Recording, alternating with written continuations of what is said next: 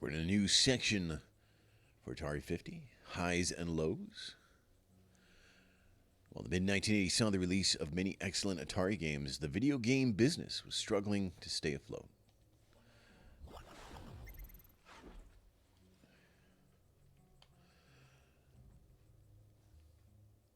Trouble in Paradise. The games industry was about to suffer a major market crash in 1983, but that didn't mean that there were no games to play. On the contrary, some of the best games for the Atari 2600 were released during these years. There's the Atari 2600 again. Hey, this is a non-wood grain one, is it? With the impending release of the next generation platform Atari 5200, Atari rebranded the VCS to the Atari 2600. It released a new model of the system with the same form factor but without the 1970s era wood paneling color scheme. The 80s had arrived and the wooden game machine was out.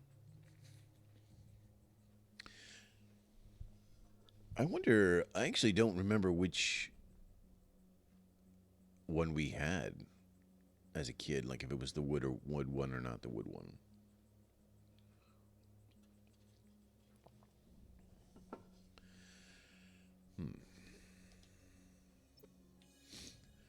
Atari at a crossroads. Today, we understand that there is a video game console cycle. Game consoles become obsolete after several years and are replaced with new technology. But in 1982, this was not widely understood. With high-powered competition on the market, Atari wasn't sure what to do in response. Stick with the 2600, introduce new hardware. As it turns out, it tried to do both. The Intellivision. In 1979, the tech company Mattel had released Intellivision, a game console with a 16-bit processor and other technological advantages. Its advertising positioned television software, particularly its sports games, as superior to Atari's. By 1981, Intellivision had sold over 1 million units. The first console war had begun. There's the Intellivision. Those little things on the side come out. They're like they're terrible. I've used it in television before. I'm pretty sure. And those pads, those dials for your directional thing are not good.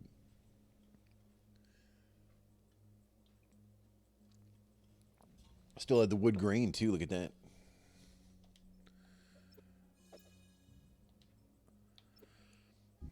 The Atari age begins.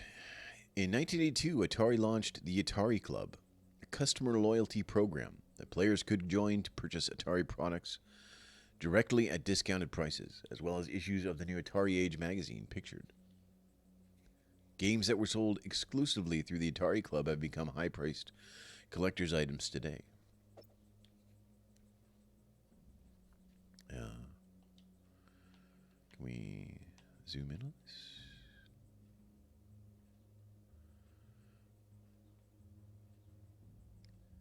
Now, what's that say? Oh, wait, hide controls. Discounts on all cartridges for Atari Club members only. Volume 1, number 3. Sword Quest, I guess? Alright, there's a Sword Quest game. Demons to Diamonds. Written by Nick Turner and Alan Murphy, this VCS exclusive sent players to the shooting gallery at the Cosmic Carnival. Aimed at preteen players, Demons to Diamonds offered a more lighthearted, more accessible take on the target shooting genre. We get a screenshot now.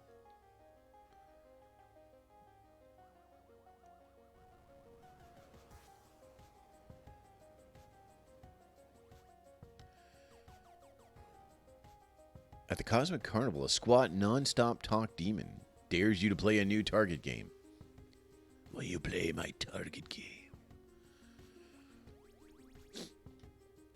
Alright, let's play Demons to Diamonds. An unusual firing mechanism. Hold the paddle controller's button to determine the length of the laser blast. Highlights Demons to Diamonds, a shooting game designed for younger gamers. Two players can zap each other as well as enemies in the competitive modes.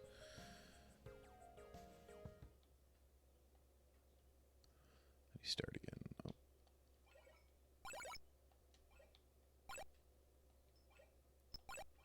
That's how you play. This is how you play Demons to Diamonds.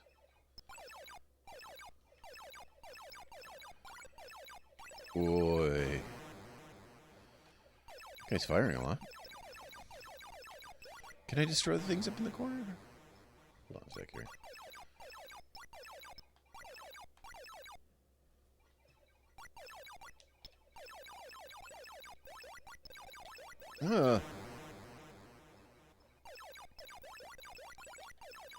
Alright, so sometimes you kill them and they become skulls. But I don't know if you can kill the skulls. It's pretty dangerous to get under the skulls.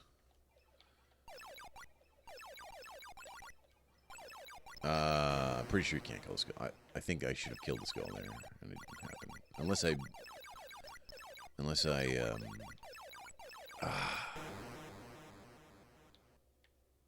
Playing again.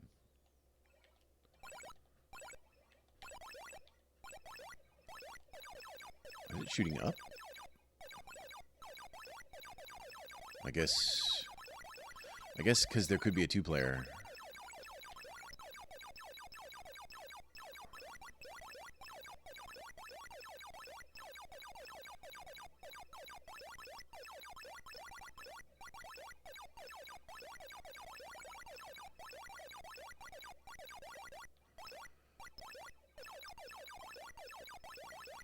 Oh.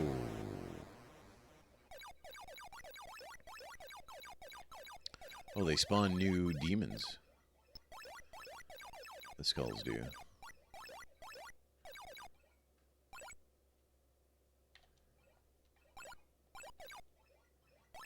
How come my score is so low compared to last time? I had like 200 and something points. Oh, those white things are worth a lot of points, that's why.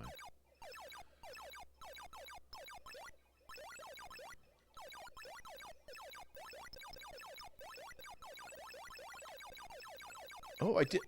I might have killed a skull there. No. I don't think you can.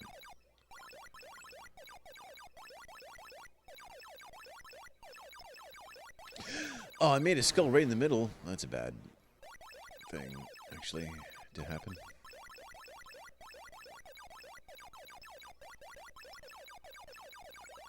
Oh, boy.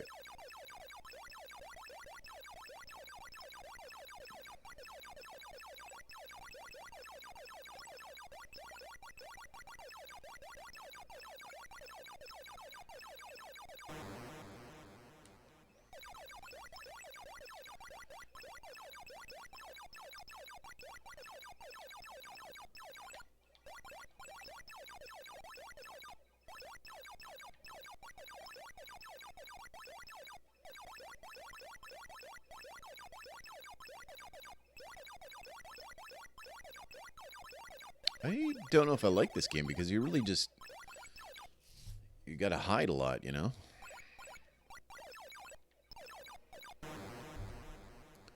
It's kind of strategic, but I'm not sure it's... It's no demon attack. I'll say that.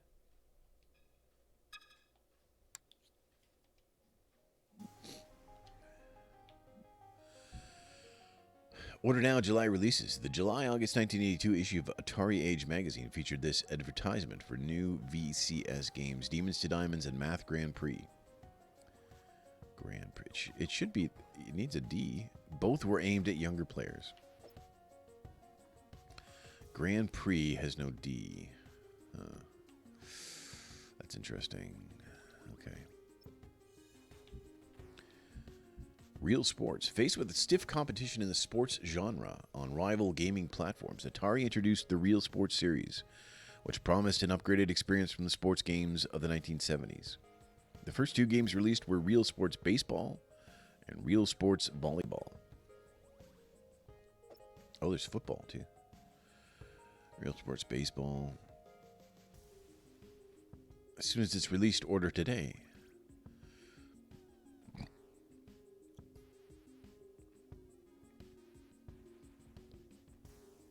Get Real Sports Baseball, Volleyball, and Football and save over $20. You pay $60 for all three cartridges.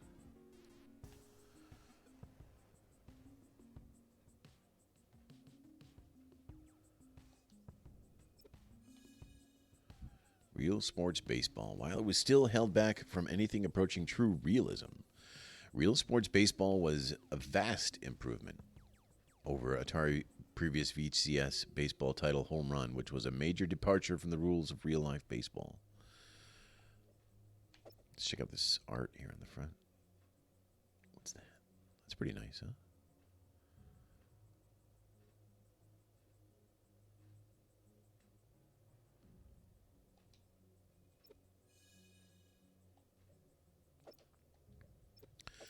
By 1982, Atari's early baseball game Home Run was looking extremely long in the tooth. Atari responded to criticisms from its competition by launching Real Sports Baseball, offering vastly improved graphics and deeper strategic gameplay. All right, let's see how you play Real Sports Baseball.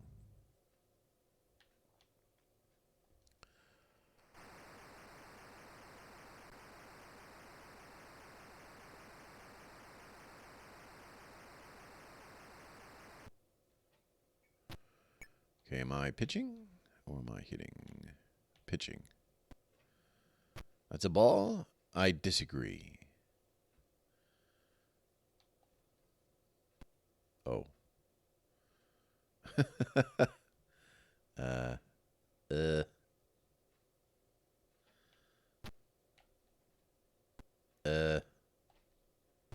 we go.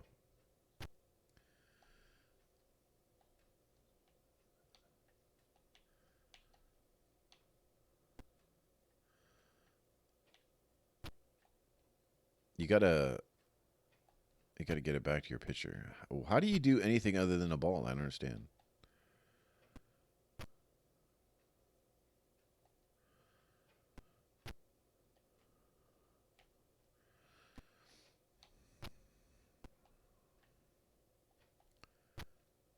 So, like, I have to press down.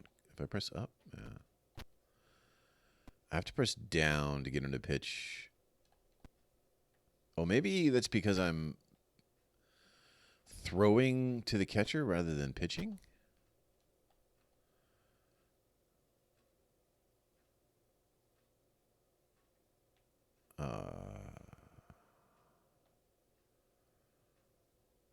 I mean, there's only one button.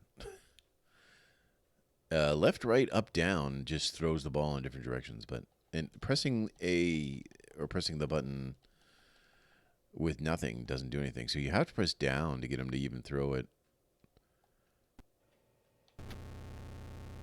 Oh, I got to strike somehow. It doesn't. Am I playing a two-player? Is this a two-player game?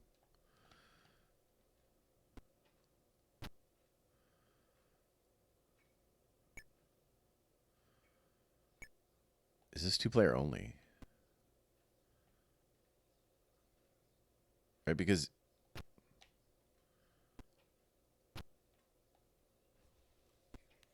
I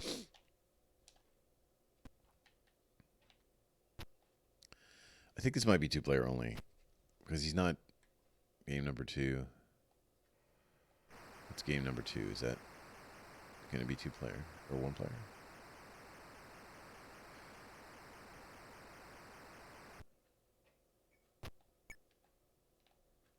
Oh, now I'm batting. Was I?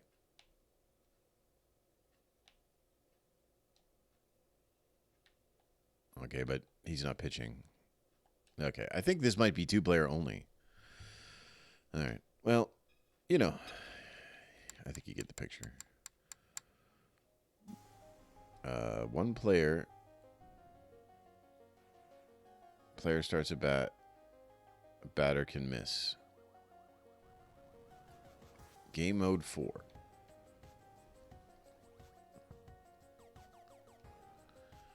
Well, wait a minute. One player starts at bat. Batter can miss. One player starts at bat. Batter can miss.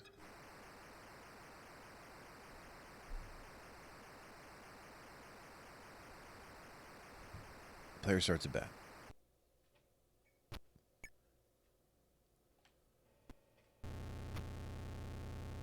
It doesn't. I don't know how.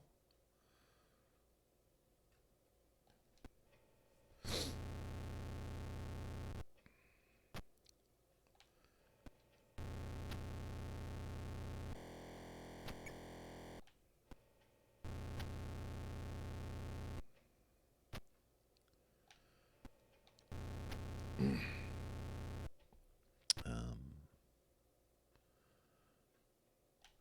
yes. Oh.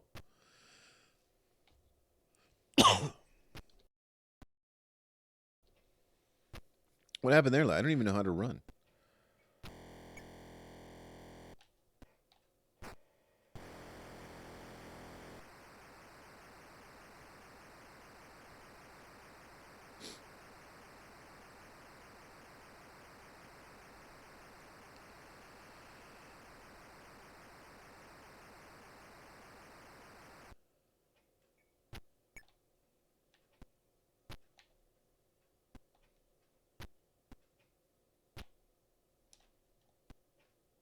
It's just the speed of the ball. Like,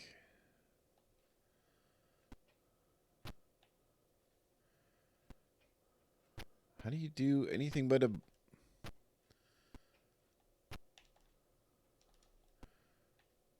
How do you. All right.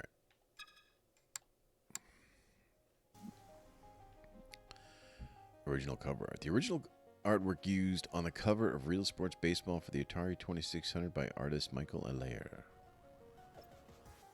Oh, yeah, I like that.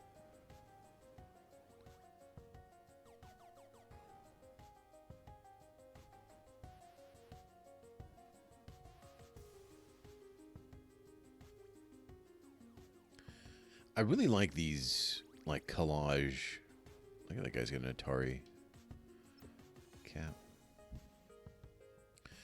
Real Sports Volleyball. While there had been a volleyball game for a rival platform, it did not actually attempt to replicate the real-life game. Real Sports Volleyball was the first game to play like a simulation of the real thing. Even today, its stylized beach scene has an appealing look.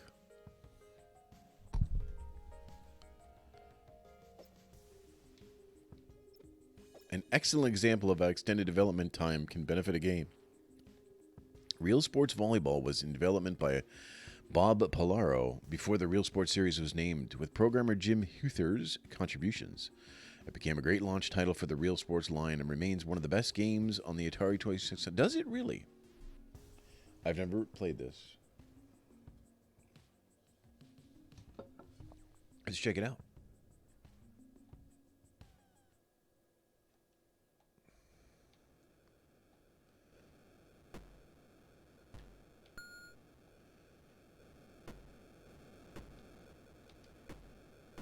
Oh, yeah. This actually is good.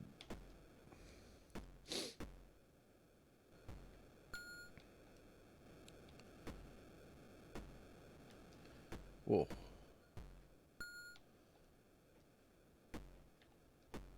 Oh.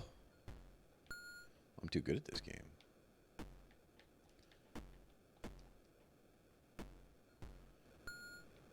It does have a nice look to it, the beach.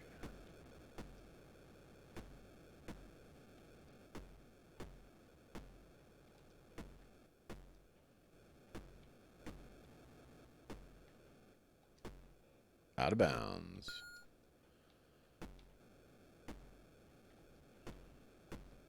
Very generous, like, hitbox with that ball. As far as how close you have to be to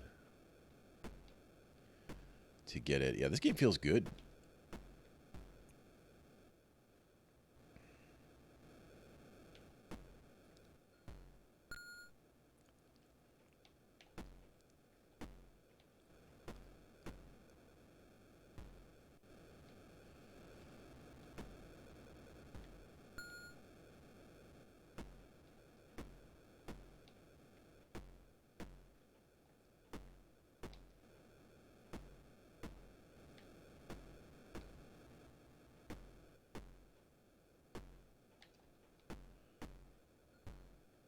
They even get, they even have different poses. Look, when they stop.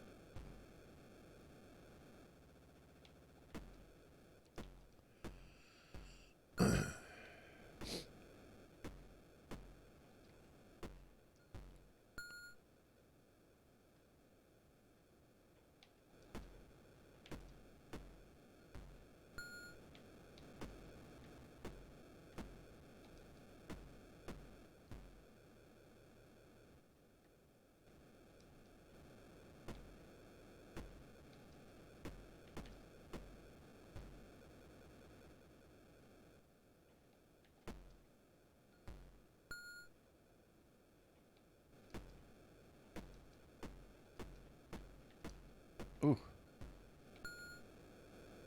Guys are coming back.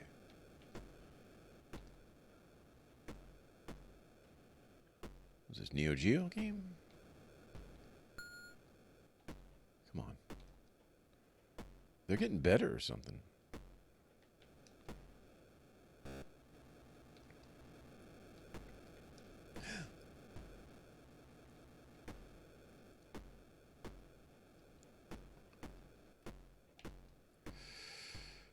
Oh. Oh.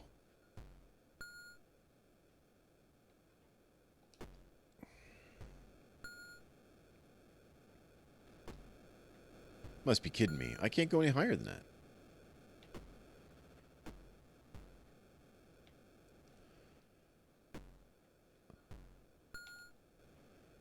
Why can I just get this every time?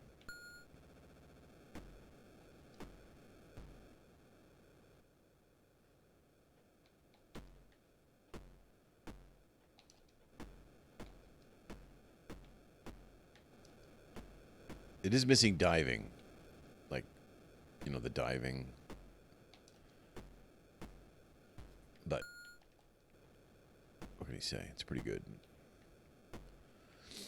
Diving would definitely, like, make it feel even more volleyball-y.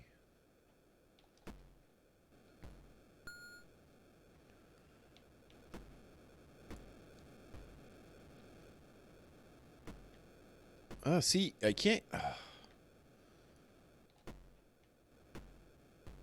I don't know what it is. At the top of the screen, you can only go so far up, but the ball can go higher than you can.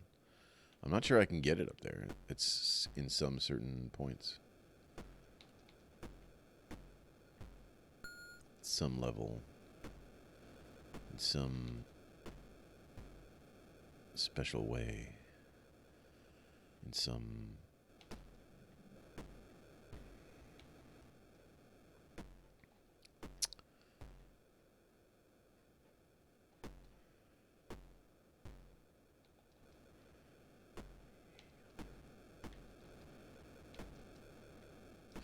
Ooh. Oh, out of bounds. Good.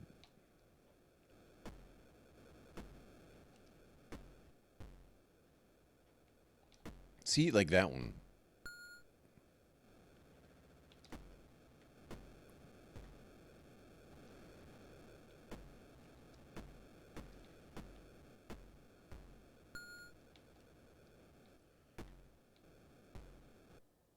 Got it. All right. Let me step away for 30 seconds here. I'll be right back.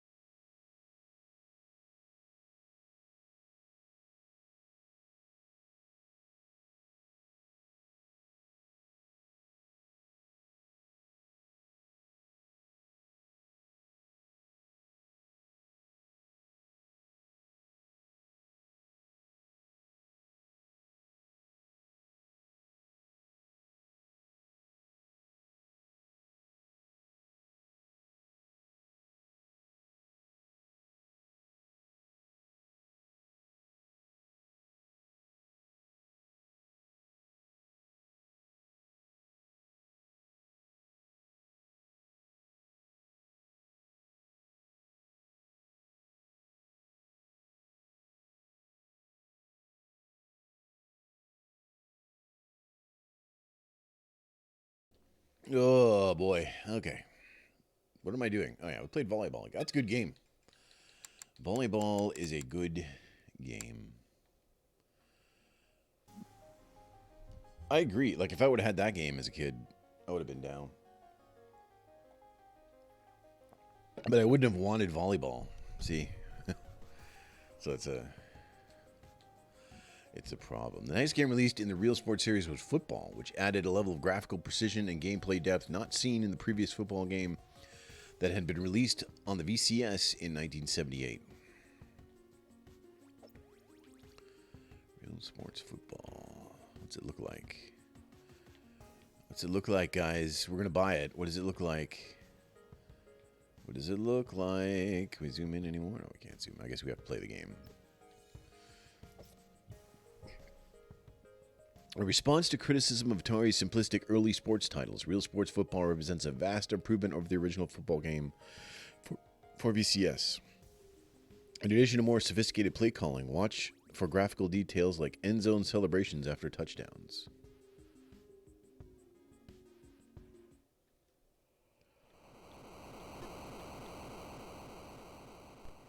Oh, I think I lost some yards there. All right, we're definitely not 11 on 11 here.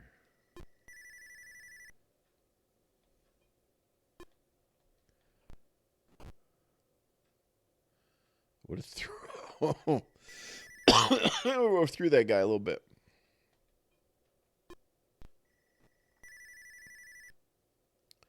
Oh, unless that was a kick. Was that my kick?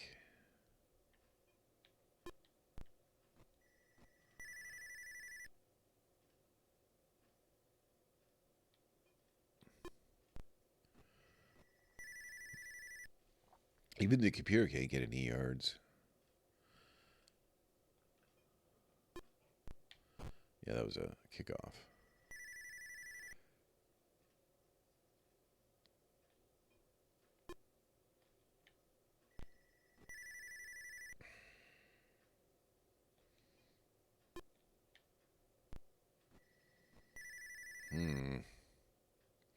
I'm not sure how to throw the ball. That was a kick, though.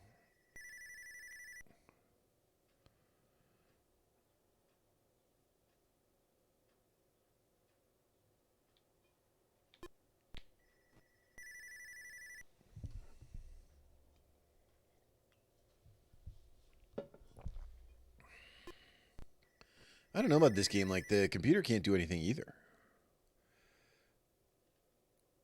3rd and 12 on the 19.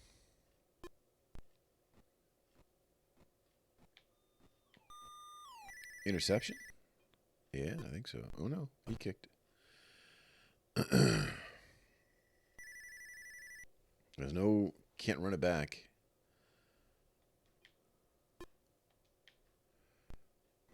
How do you...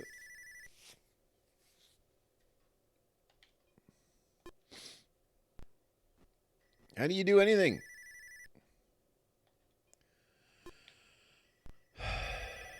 He just goes right past my dude. Look it. My guy can't even stop him. He just... My center will not... Okay. I've had enough of this. I don't know about that. We'll never see an end zone celebration because I'm never going to gain a yard. That's my opinion on that. Look at that, though. How good is this?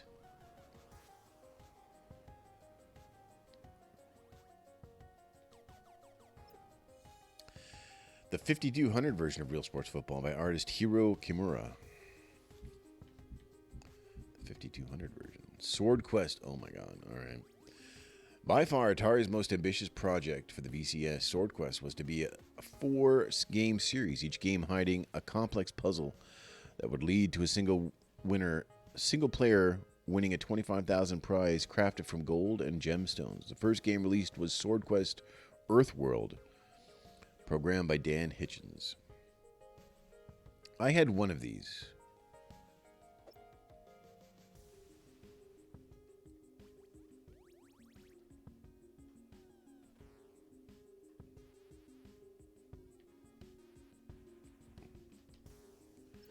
It might have been this one. we're not going to play this much because I have no idea what to do with this. The first of a projected 4-game series, Sword Quest Earthworld, promised a real-world gold talisman worth $25,000 to players who could survive its minigames and solve its hidden puzzle. Clues in the game led players to keyframes of a comic book included with the cartridge. By mixing Twitch sequences with exploration, Earthworld helped pioneer the action-adventure genre. Yeah. Look at this. Now, I had no idea what I was doing as a kid. Like, I did not know anything that was... Oh, yeah, look at the doors, too.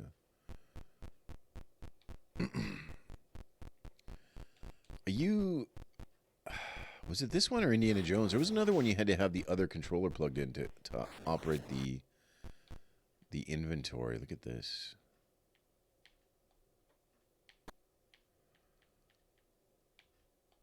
Are these things that that are in the room?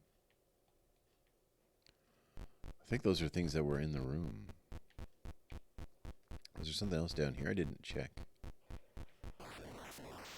Yeah, there's a ring. And a scorpion. I don't know what the scorpion is.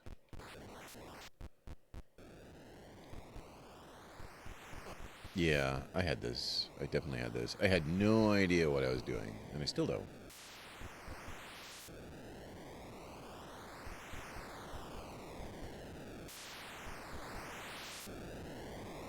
Look at this thing. How am I going to get through this?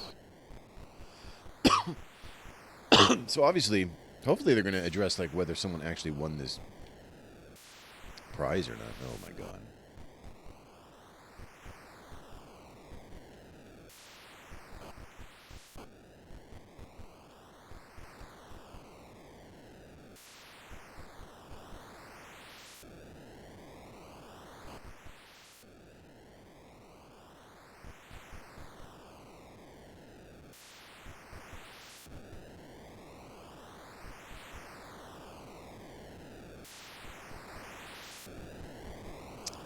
It's too hard. The game's too hard.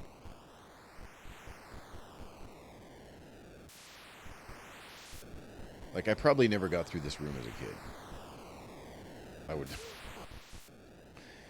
I would expect. I can't get out of here. Oh, yes, I can.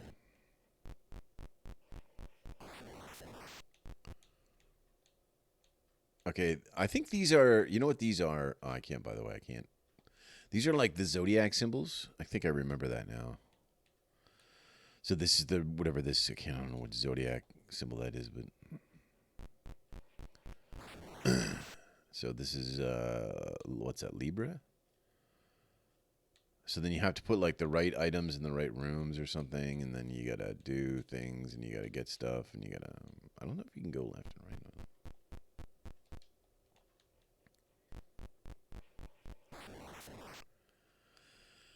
There's that thing, whatever that is. I don't think I can carry any more items. I can do Frogger here.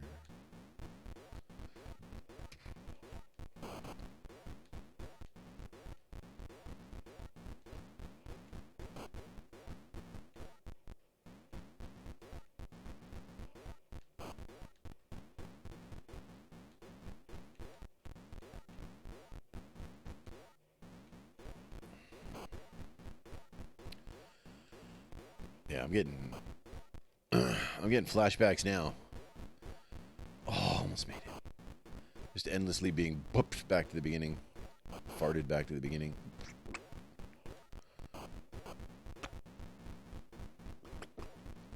Did it.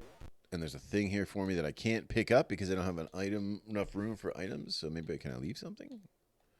Leave the grappling hook and take this, whatever this is. You need a... Let's check the manual, instruction manual. Warning. I think there might have been 2 of these games, or was there 3?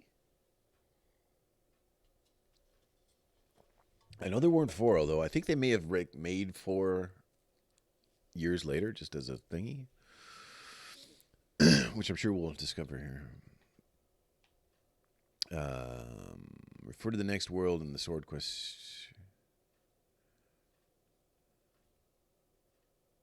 As you explore Earthworld, you traverse 12 rooms, each named after a sign in the zodiac. You will encounter dangers such as horns of a charging Taurus bull, and you will be called upon to demonstrate your skill and ingenuity. A variety of magical objects will assist you in challenging journey ahead. These are strewn through the various zodiac chambers. Carrying certain objects along with you helps with gameplay.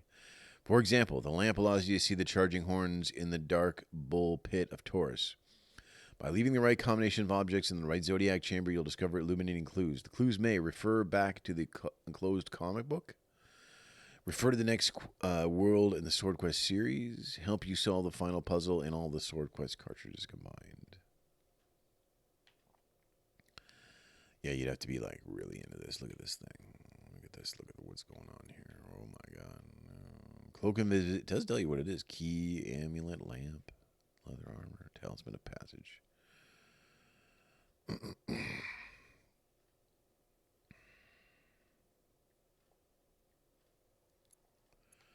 Clue 16.5.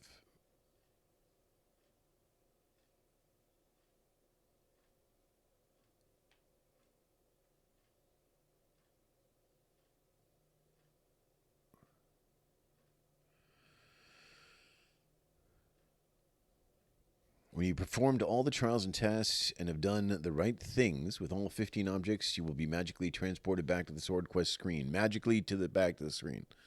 At the bottom of the screen, in place of the copyright notice, is your final clue. Read the clue, then push the button on the controller. Poof! Now you're in the chamber where the warrior sword awaits you. Pick it up and it's yours. You are armed and ready to embark upon the next quest, Fire World.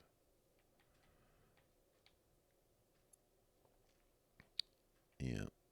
I mean, I'm sure you could do this, but I mean, this is not really my kind of,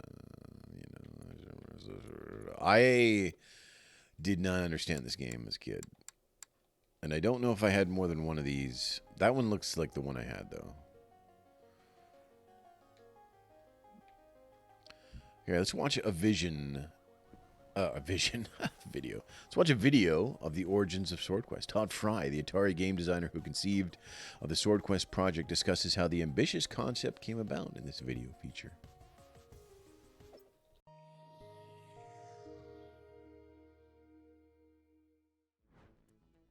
So Adventure was a really popular product, and we were there was some vibe around maybe a sequel to Adventure. And somewhere in there, I got the idea of doing a series of games that were contests with comic books with real prizes made by Franklin Mint. We were part of Warner Communications, and somewhere along there, we had started to be doing bits of comic books with the games. And because Warner Communications owned DC Comics.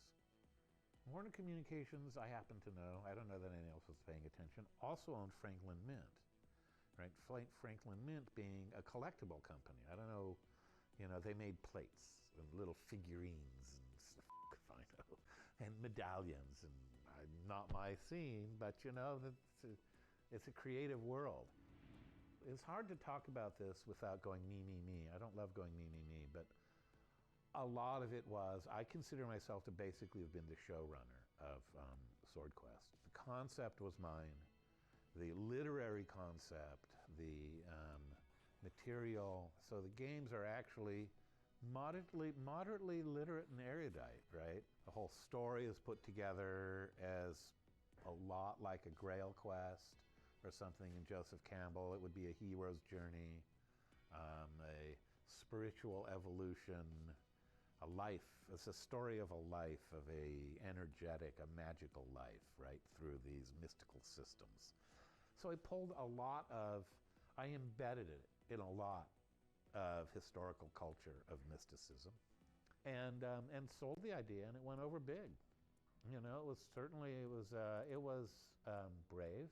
It was ambitious, it was audacious, and it had a certain je ne sais quoi, but I don't know what it is. I'll back up a little bit. There was kind of a bizarre effort to do a combination of Twitch and adventure game, to merge and to create an action adventure. I think Howard tried this in Raiders, right, where he tried to make an adventure game that was built into an action game and merge the two. So I consider Howard and I to be some of the pioneers of action adventure. Got to say this in a certain way. So you'd play this action game and maybe get a clue, a prize that you'd add to your inventory. And if you had that in your inventory, then you could unlock, then you'd be on this map. You wouldn't necessarily see the map, but you'd be inside a maze, and a door would open in the maze, and there'd be another action game there. And so it was kind of like a first-person adventure with action elements. That was basically, and I got looking back at it when I say it that way and knowing what was in the times, it was very audacious. And it was actually very creative. It was really, it was really cool.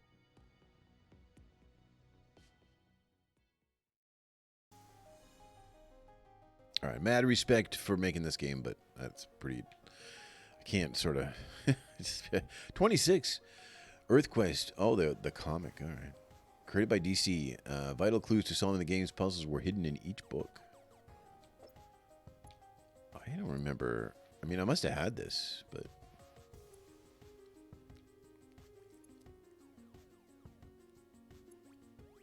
I don't remember ever thinking like I don't know that I knew as a kid that the comic had clues and stuff in it.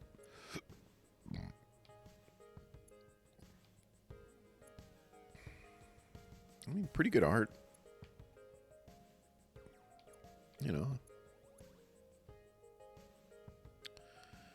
Cool idea. The thing about these things too is because you have such abstract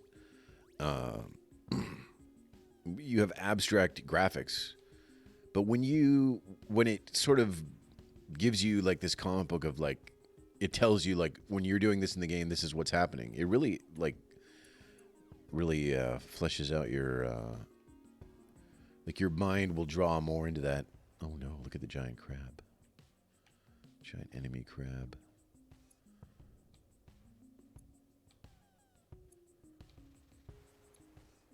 All right.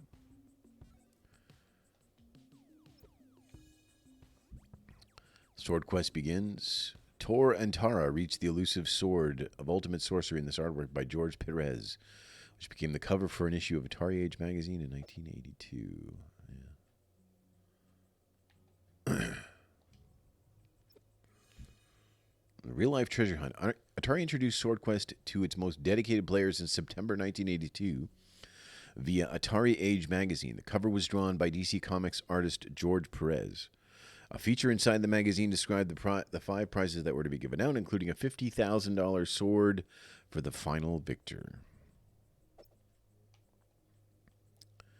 All right. Artist renderings of what they might look like.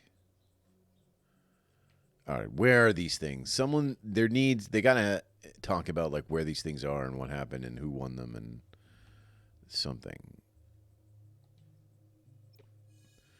Atari introduces Sword Quest, an adventure that appeared in the January 1983 issue of Gaming Enthusiast magazines, announced the complete cycle of Sword Quest games: Earth World, Fire World, Water World, and Air World.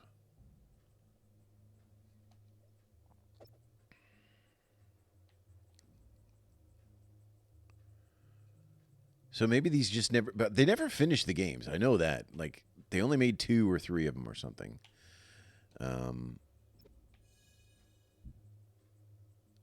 In mid-1983, Atari revealed the official solution to Sword Quest Earthworld in Atari Age magazine, then named the winner of the first contest, Stephen Bell of St. Clair, Michigan, who was awarded the Solid Gold Talisman. Oh, man.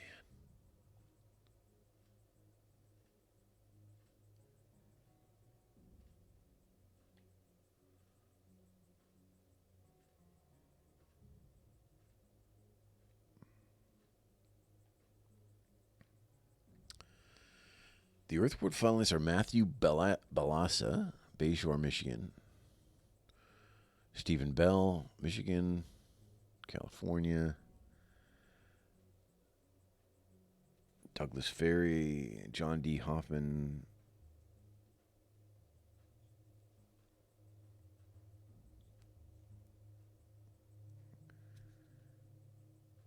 And now they meet at the Atari headquarters to compete in a special championship edition of Sword Quest Earthworld. This new version of the game was specially programmed for them to tackle in head-to-head competition. Oh, man.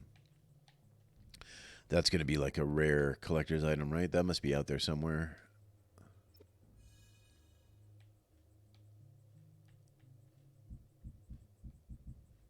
The official Atari handshake. The December 1982 issue of Atari Age magazine debuted the official Atari handshake, perfect for identifying fellow Atari players and or accidentally dislocating their thumbs.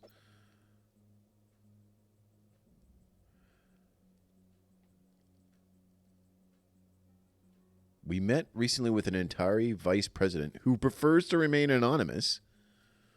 And in the course of how many vice presidents, and then that's a she. I bet you, how could you not know who this person is?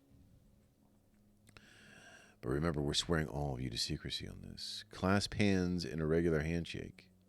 Lift the other person's thumb and grasp it with your free hand.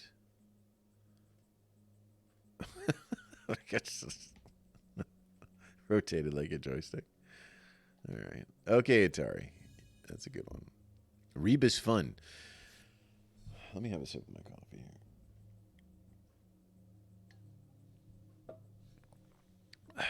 The November-December 1982 issue of Atari Age magazine presented readers with the Rebus contest, challenging them to figure out the names of 6 different Atari video games from the pictures. The contest has been over 40 years now, but try it anyway. Answers on the second page of the gallery. I don't like puzzles. I don't like riddles. So, anyway, look at this. Oh, digital watch from the future. And it's Atari branded? No, man.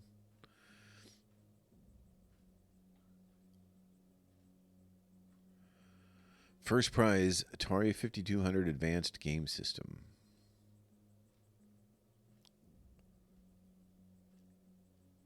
Official Atari Frisbee. There's 200 of those. Good news, bad news solution section. First, the good news. We can tell you without fear of contradiction the winner of the Picture Clues contest, which appeared in the November Atari Age Grand Prize, is John Mulch of Canton, Michigan. Michigan coming in strong. John's correct answers were Defender, Home Run, Night Driver, Video Pinball, Missile Command, Human Cannonball. The second, third, and fourth prizes have all been notified by mail. Congratulations. Now, about the bad news. We've decided to hold off a little longer on announcing the winner of the Scene and Signs contest. As we mentioned last time, there's a lot of confusion about the rules on that one. We decided to check with our legal advisors before announcing the winner. Please don't call us to ask. We'll be contacting the winners directly as soon as they're determined, and their names will appear in the next Atari Age. Sorry about that. All right, so some sort of legal problem about that, what they did there. Atari 5200 in the late 1982, 5 years after the launch of the VCS, Atari finally released a next-generation game console when it called the Atari 5200. The technology inside was roughly equivalent to that of the Atari 400 and 800 home computers. The games were largely similar to the computer versions. Is this the one that's really big, or is that the 7800? The controller. One of Atari 5200's most unique features, and the one it is most derided for to this day, was its analog control stick. This gave players more fine-tuned control over the gameplay, but since the stick did not automatically center itself like modern analog sticks, it was much less fun to use. Did not center itself. That sounds bad. Trackball. A few months after the launch of the 5200, Atari introduced the trackball controller. This was part of 5200's promise of bringing arcade-quality games to the home by giving players the same style of controller that was used for Centipede, Missile Command, and other arcade hits. This would have been awesome.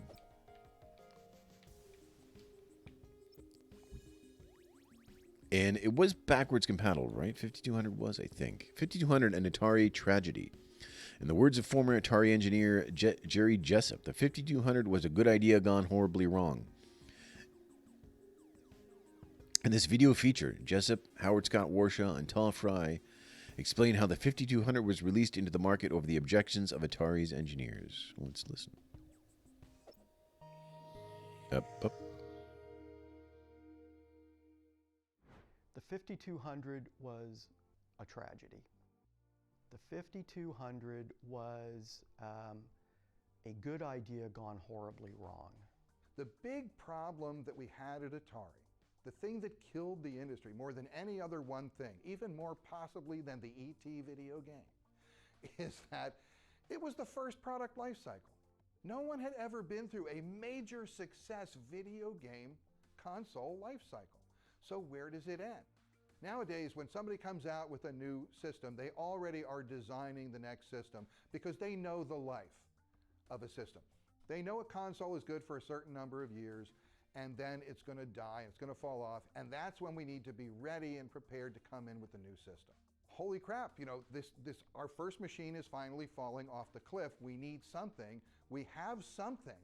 We can take the 800, 400, 800 computer, repackages the 5200, spit it out, and we can do it. So the 5200 was basically what the 400, 800 was going to be 3 years before. It's a tough business. Business is cruel. And you know, like I say, I'll say it again, it was the first time anything was being done. No Focus. 100, 800. You know, they already video game. My bad. I accidentally put the controller down and it hit the trigger and the trigger rewinded. 5200 was a tragedy. Let's just relax and listen again. The 5200 was a good idea gone horribly wrong. The big problem that we had at Atari, the thing that killed the industry more than any other one thing, even more possibly than the E.T. video game, is that it was the first product life cycle.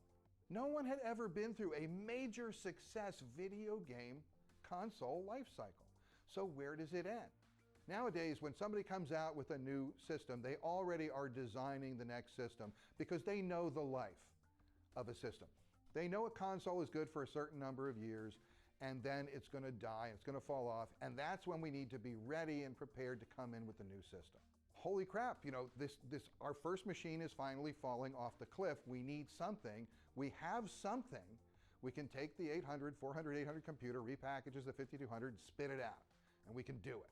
So the 5200 was basically what the 400, 800 was going to be 3 years before. It's a tough business. Business is cruel. And you know, like I say, I'll say it again, it was the first time anything was being done. No one knew. And what happened was the Atari 5200, it grew very large because marketing wanted perceived value, so bigger was better in some respects.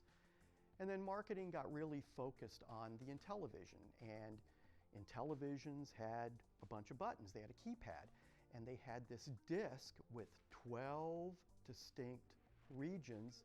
And so, hey, if we put an analog stick here, and one that doesn't self-center was the great idea, this will be a better marketing message than the Intellivision controller. And of course, it was a horrible experience. The company lost focus on what was important, and it was gameplay is important. You know, good games sell, bad games don't. If you've got a bad control mechanism, doesn't matter how good the graphics are. It's not going to be fun to play. Now what do you do? So, and that was the thing. Engineering we really wanted to do something cool, right? We wanted to do like a real next generation because the 400, 800 was already last generation. The engineering team and the creative team, the game designers, we were so upset, and we all felt that we were making a wrong decision with this controller, that we put together a petition to upper management, and we just explained that, you know, this is a great product, the control is lacking, we've got some other alternatives we want you to see, and my name's number 3 on the list of the petitioners. See, I wasn't someone who signed petitions so much as talked to people behind the scenes, because I always felt that was more like the way you operate in a corporation. And but I definitely put the word out whenever I could that, like, you know, this is something we either should have done a few years ago or, you know, can't really do now. We told marketing, hey, we could make this 2600 compatible. They didn't want anything to do with that. They said they must be very separate and distinct. We can't have backwards compatibility, which at the time we thought might be a great feature. It's a good way to get people that have these Atari games already and keep them on the Atari platform instead of giving them an opportunity to jump to another platform. And so we designed the product specifically so that you could never have 2600 compatibility. About 2 months before launch, they demanded 2600 compatibility. And at that time, we had to build an adapter. And then we actually had to modify consoles that were already made, the first ones, to work with this adapter. And we called this thing the piggyback parasite. We were just horribly embarrassed by that situation. That never should have happened.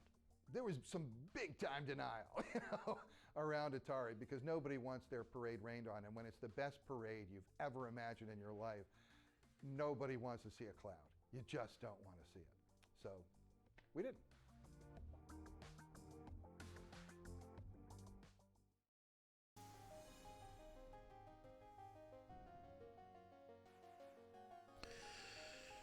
All right, disaster. I've never actually played a 5200 or a 7800, but let's start playing some 5200 games. Super Breakout. Each 5200 came with a copy of Super Breakout packed in.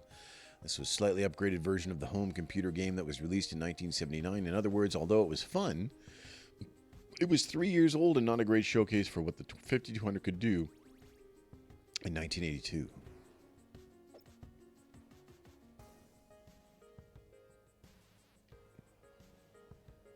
The art kind of sucks, too, compared to, like, original Breakout.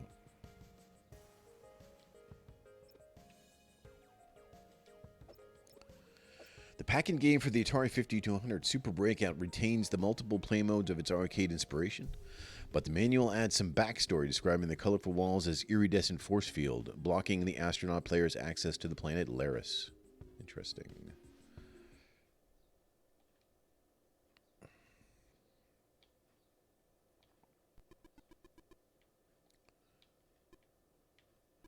I mean, you know, Breakout's good. There's no doubt Breakout's good. Of course, this didn't come with the paddles, though, right? So you would be using the joystick for it. So in a way, it's like less good than the 2600 version.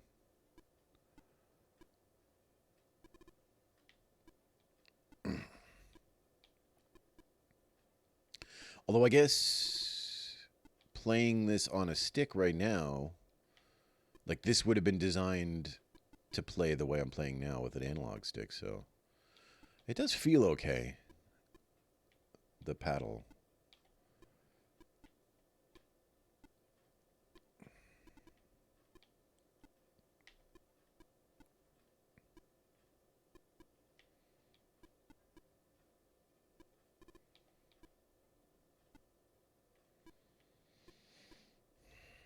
It certainly isn't like a showcase, though, for a brand new console. I agree with the write-up.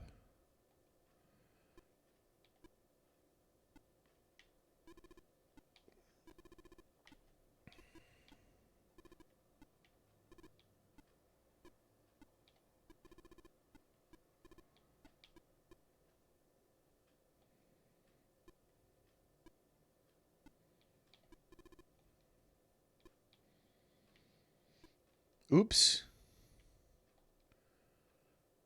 Oops.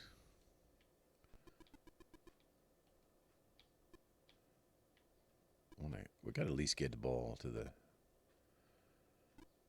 top.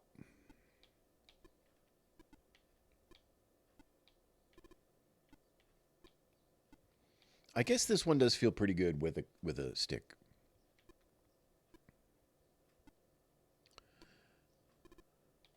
I don't know if that makes up for how good the other ones feel with a paddle, but, you know.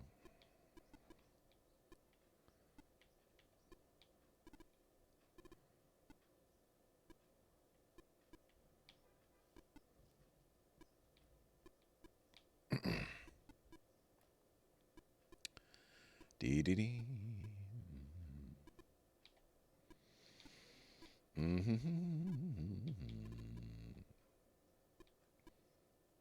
ate like way too much Chinese food yesterday. I know this has nothing to do with breakup, but because I had leftover Chinese food, but I had a lot of leftover Chinese food, and I wasn't going to eat it again the next day, right? So I was just like, I'll just warm up everything that's left over, and it turned out to be like a lot. And I was pretty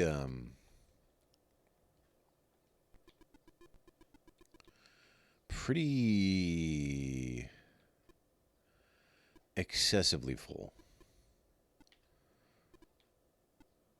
It was too much.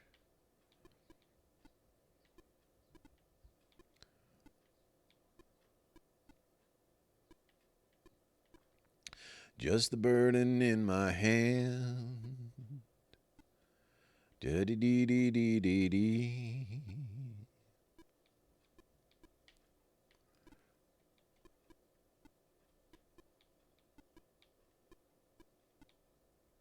Oh, Jesus. Shoo, I'm all going out of there. Come on now.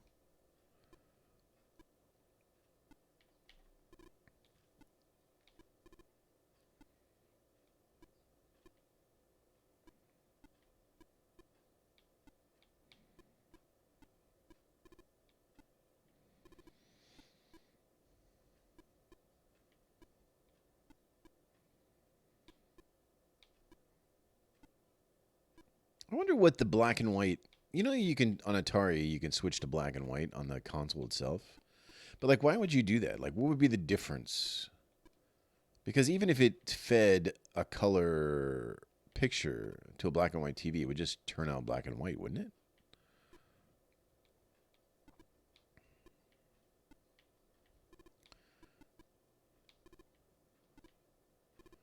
Like if I had a VHS tape and I hooked it up to a black and white TV, you would still see it in black and white. It would just, or I don't know. We got to at least get through this thing here. They give you 5 balls too.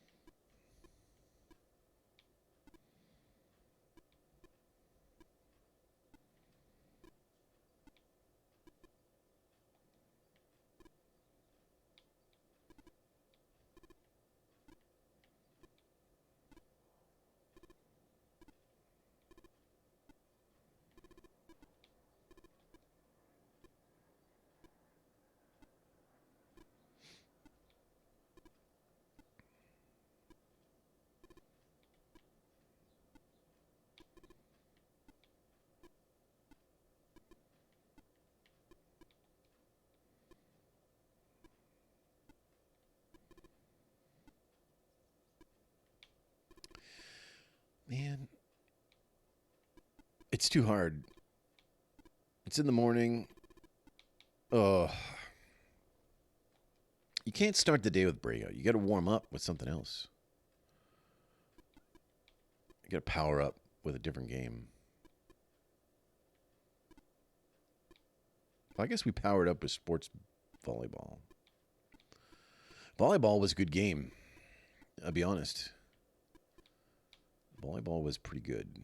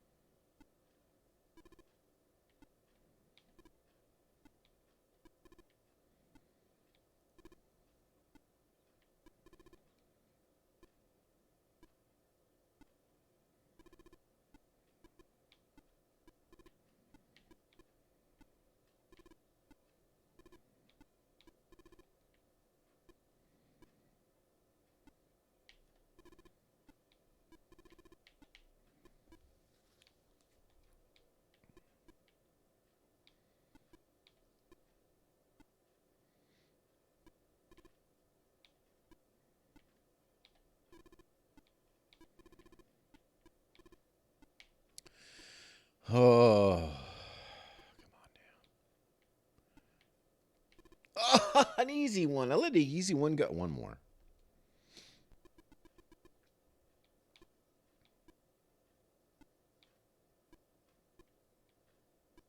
That sucked. Can I just start over? Yeah.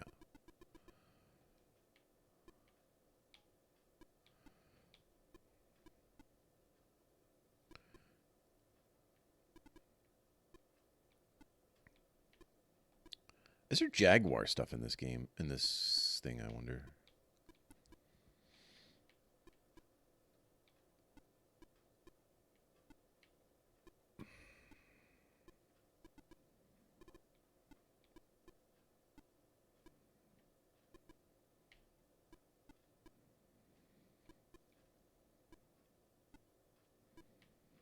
Like, there's no way that Alien Games is on this, right? That probably wasn't Atari that made that game? I don't really know.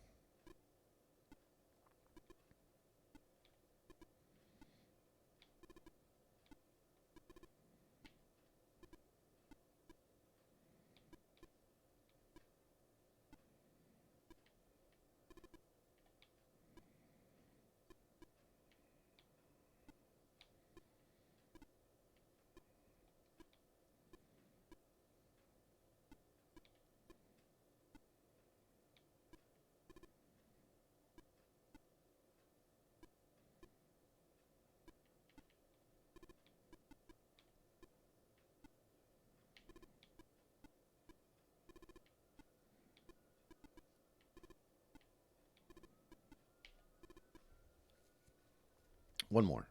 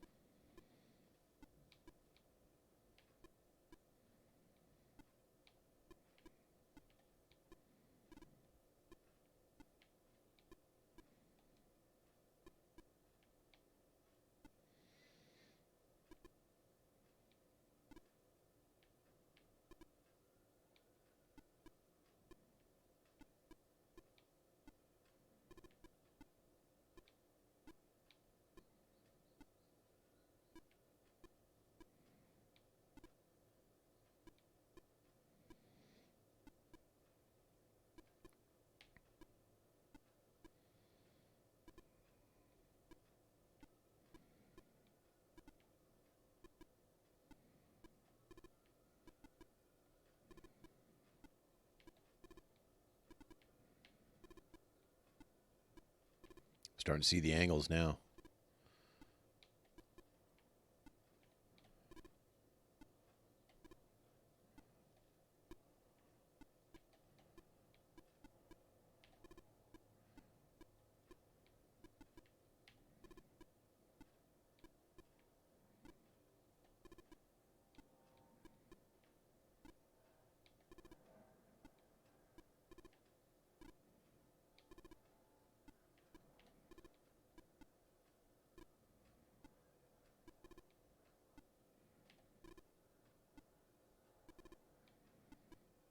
Ugh, that was a good ball.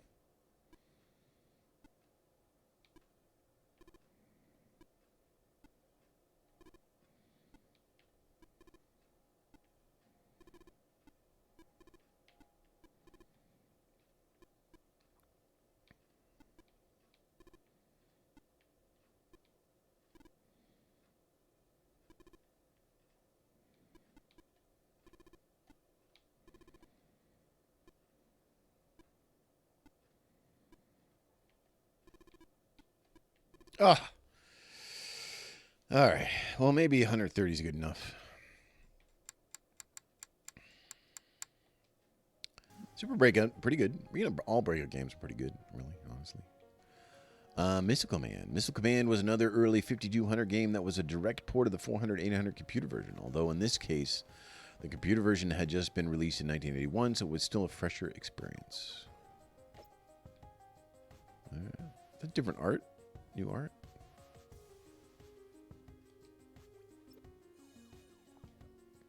Support for the 5200's analog trackball controller gave the home port of Atari a successful missile defense game, an authentic arcade feel. It also offered a version of the ominous ending screen from the arcade, which was 2600 lacked.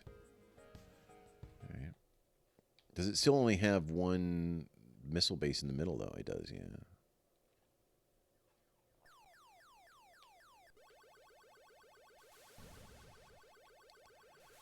Are we not supposed to kill the plane, I wonder, by the way?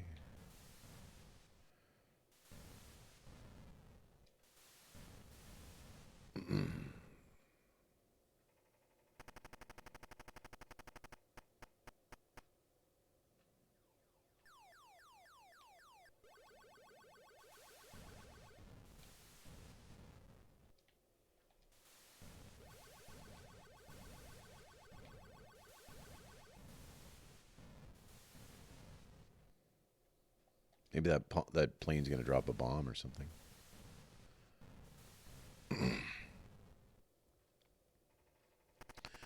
I think they said in the 2600 version they changed this to like some sort of sci-fi story setting, but I wonder if they've like changed this back to being about, you know, defending your planet against nuclear bombs or whatever.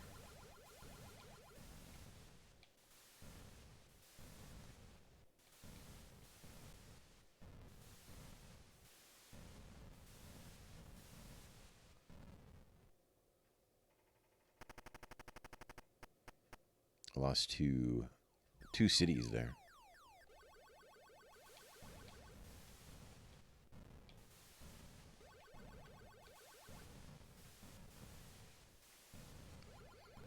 Oh, it took out my...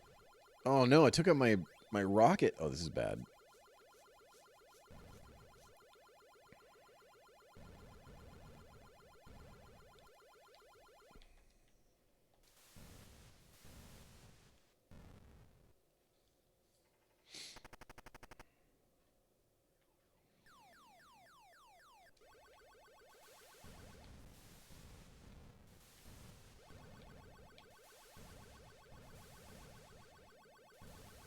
I guess you got to prioritize.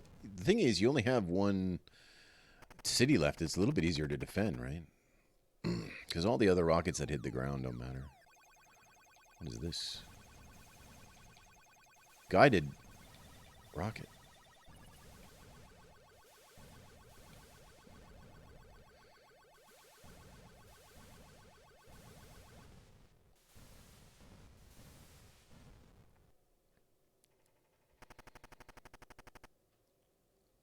Four times points. When do you get an extra city? I remember I was earning quite a few extra cities. What the? On the 2600 version.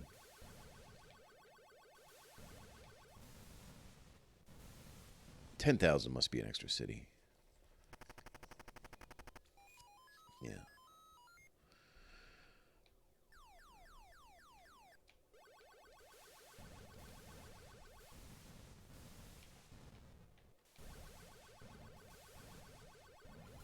This is a stressful game, you know.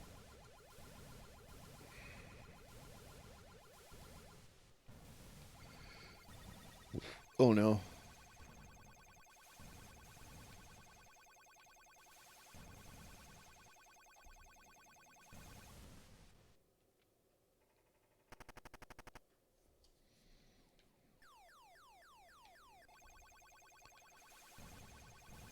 What's it doing there?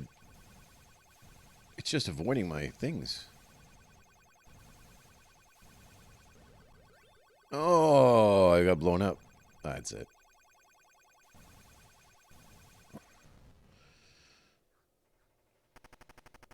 The end.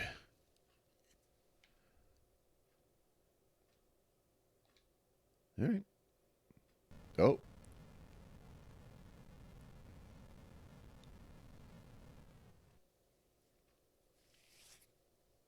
That's pretty good. All right. That's Missile Command. I would say that's probably... The 2600 version of Missile Command, though, is very good. Like, so that's at least on par. Although, I guess considering you could play this version with a trackball, maybe this version is better, sort of. Star Raiders, I had this. The outer space combat game Star Raiders considered the killer app for the Atari's line of computers, but the 5200 version with its various small improvements to the design is generally considered to be the definitive edition. Oh, I had the 2600 version of Star Raiders. It came with a now this probably doesn't, yeah, because it came with its own controller, like a touchpad controller, but the 5200 already has like all the buttons on the thing. So, but we'll check it out. Created by Doug Neuber, the space combat simulation Star Raiders was the first killer app for the Atari 8-bit computers. The 5200 version, running on very similar hardware, but with convenience of the analog joystick and the keypad controls, brought one of Atari's defining computer games to the console audience. They didn't talk about it in the, or unless it's coming up. Maybe the 2600 version comes later. But there was a 2600 version. I did have it.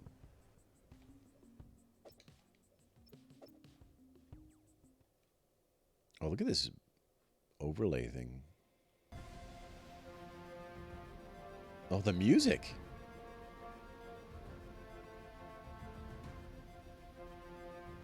What? This can't be real.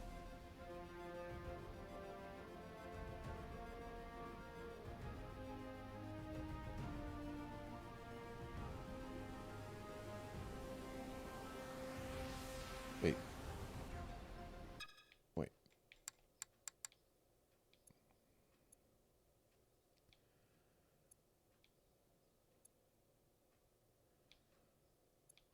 I don't understand. You can't play music like that on a 5200. Why? What is this?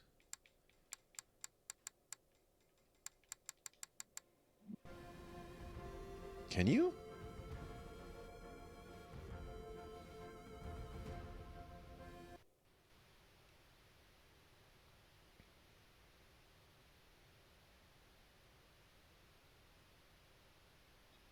What the? How do you bring up the number? What is it? Oh boy. On range view, galactic chart.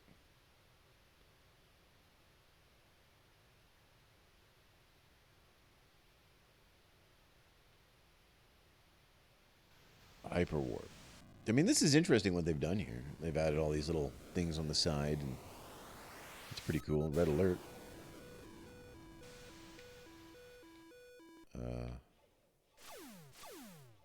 Wait.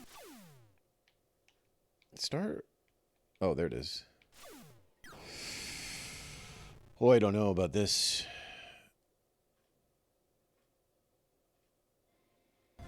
All right. I mean, I'm impressed by the music. I didn't think it could do music like that. But that's a pretty tough game to get into right now. But it's there. You can go, you have to go, you can teleport to all the different areas in the map, and you can battle the ships and do other things and stuff and stuff and stuff. You know how it is. You know how stuff is.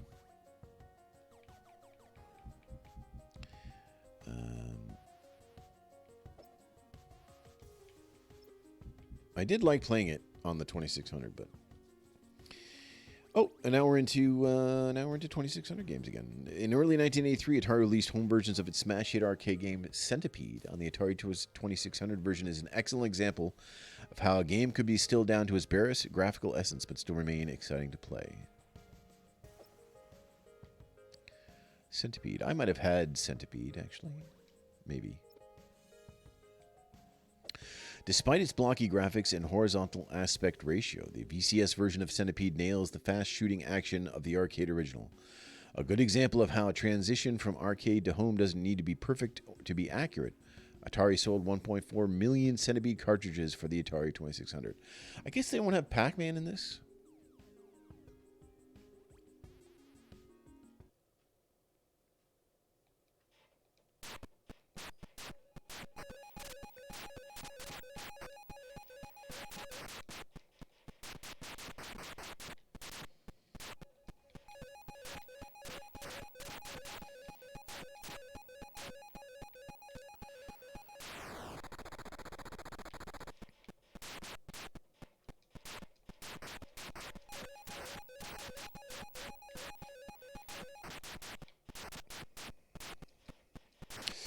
Ooh, you're very touchy.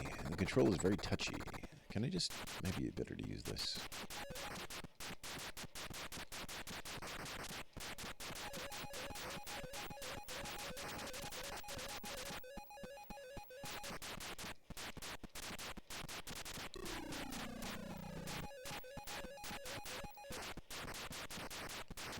I mean, it certainly does... It's not like you can't tell this isn't Centipede-like. It's very Centipede-like. Although, yeah, it's the graphics are kind of... What are you going to do, right?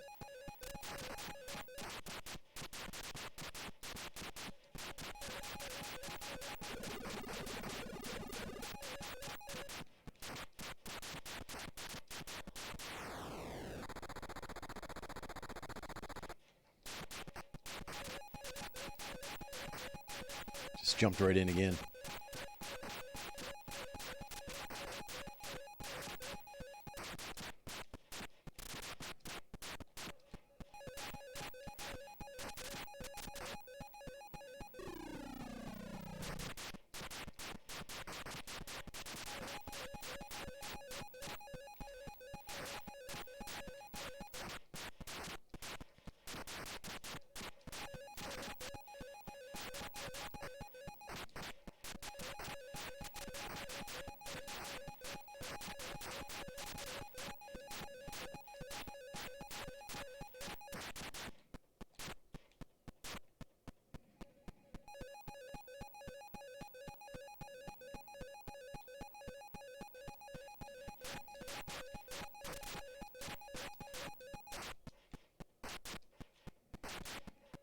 No.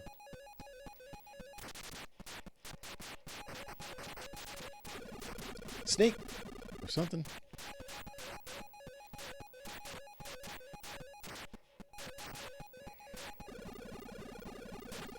Oh, get out of town with that.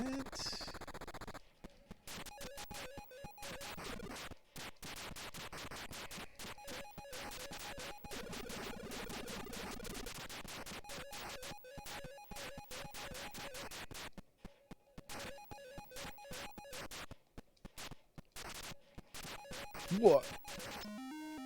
Free extra life. It's not free, I had to earn it.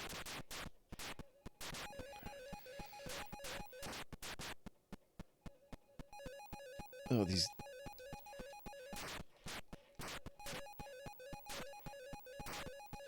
Oh.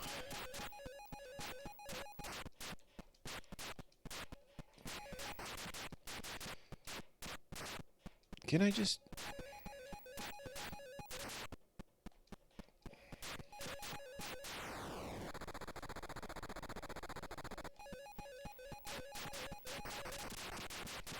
Extra life. Oh. I want to get this thing. Oh, man. Too hard. What are these bricks up the top here?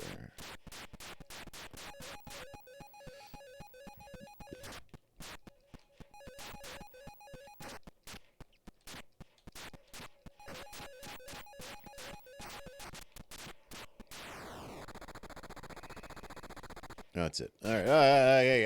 All right. Pretty good. Pretty good.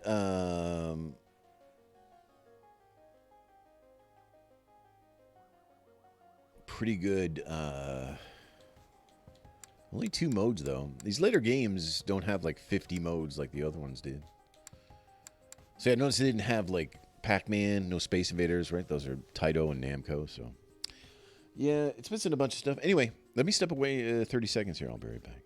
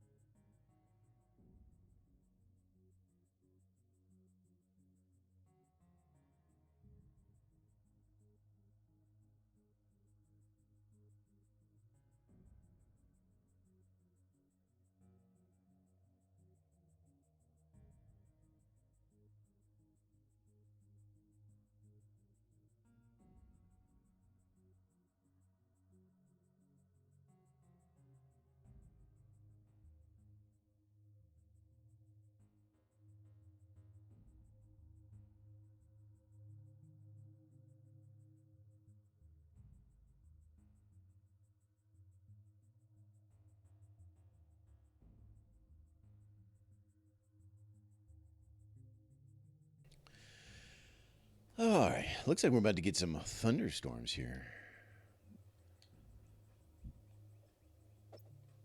We'll see. Only from Atari. Logo and artwork for the 2600 version of Centipede that appeared in the 1983 catalog for video game retailers.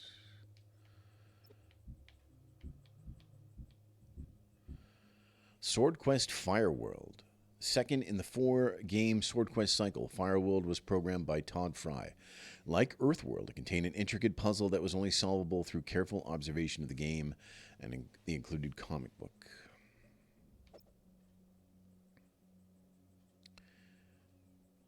Study your comic book before leaping into the blinding, fiery world below the earth. Search for clues and 16 magical objects to solve the mysterious puzzle for valuable prizes. A second Sword Quest title is remembered for its difficult action minigames, as well as its role in a real-world treasure hunt that leveraged the cross-promotional power of what were then 3 Warner companies: game makers Atari, DC Comics, and the Franklin Mint.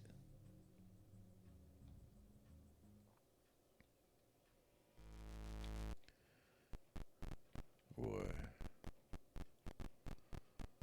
Got the ET pits. Watch out. Pretty sure I did not have this game. I guess we're just dodging these birds. I don't know about the color. I don't know about white. All right.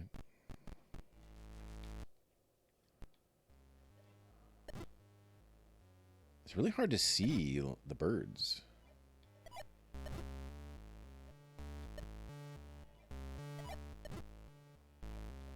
It doesn't control very well either. All right. Okay, we get the idea. This is another hard game. Let's go take a look at the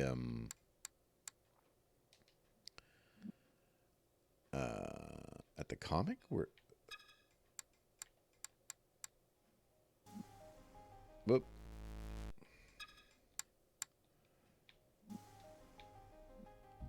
Box painting. Pretty good painting. There's the chalice. I guess that's the thing that you can win. $25,000 gold chalice could be yours. The January-February 1983 issue of Atari Age magazine tempted players with the allure of winning the chalice, made of solid gold and precious gemstones, for solving the puzzles of Fireworld.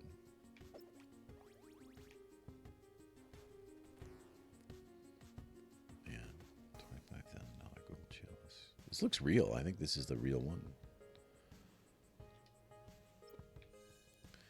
The comic included with each copy of Sword Quest Fireworld would contain clues to solving the game's puzzles.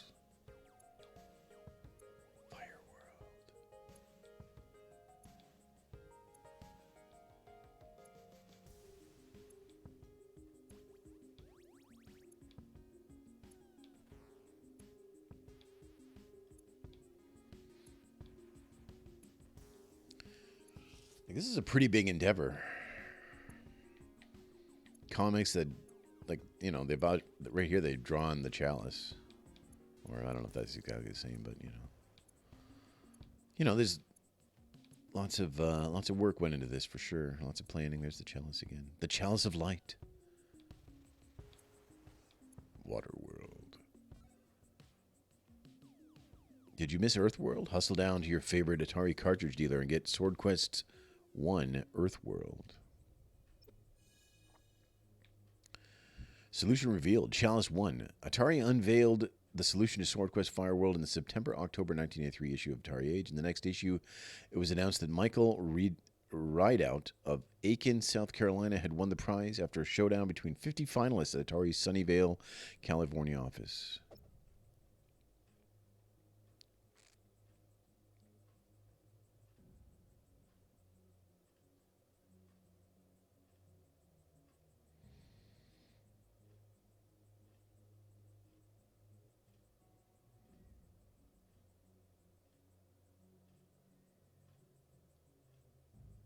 Story about him chasing down a hit and run guy.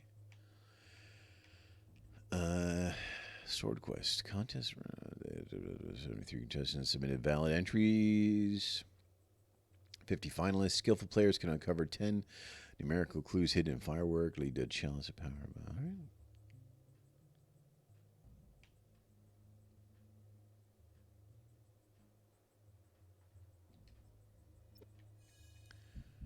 So was that the last one, or was there one more? Did they make a water world? Quadrun, designed by Steve Wayota. Quadrun was the first 2600 game to use voice synthesis. It was released exclusively through mail order Atari Club in limited quantities, making it a high-priced collectible today.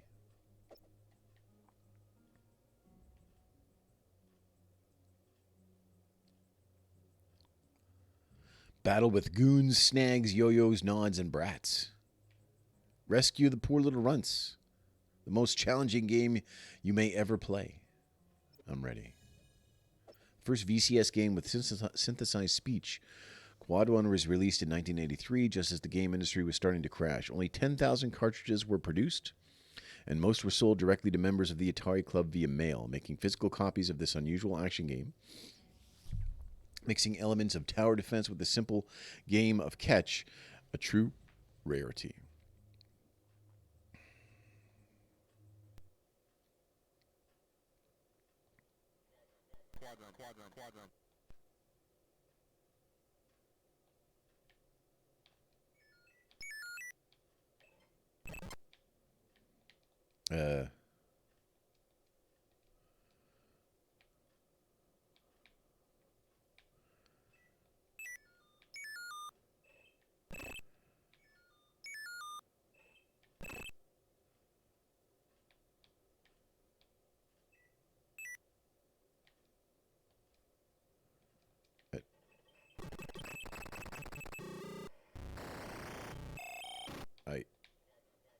Quadrun. Quadrun.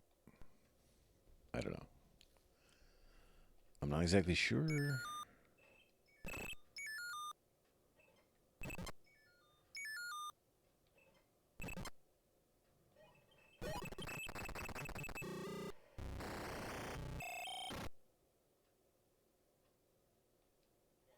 Quadrun.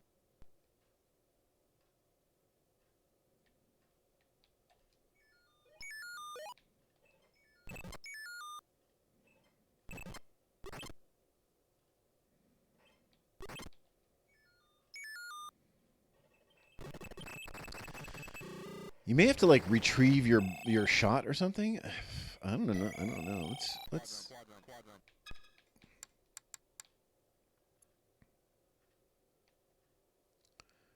Blah blah blah. Scoring. Your weapon. Shoot the captors with a phaser ball, then return to the opposite sector to catch the phaser ball so that you can reuse it. Be quick and accurate. You have only 3 phaser balls with which to destroy the captors. The game ends when you lose all your phaser balls.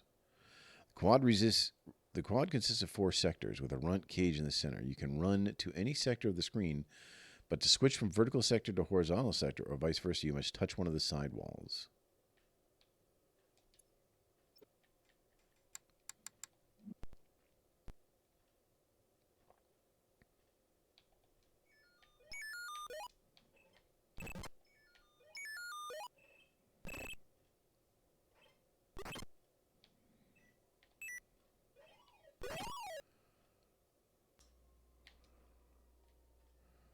Can't shoot from the sides?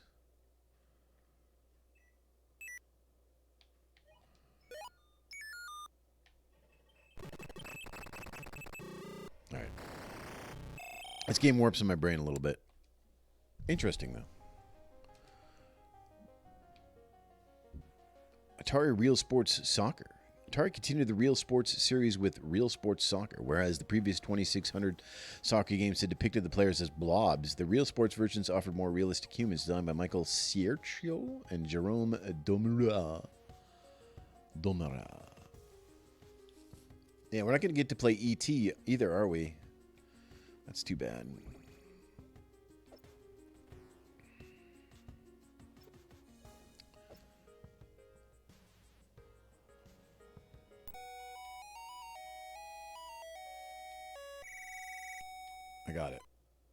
I got it. got it. I got it. There's no goalie?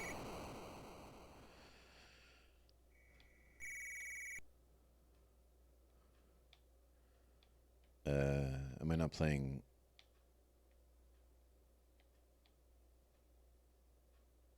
Am I not? Is it over? Wait. Hold on. Easy 9-minute one player. Easy 5-minute one player. I was.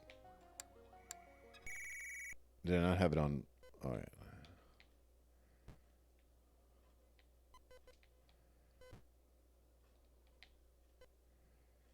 There's no goalie. There's no goalie.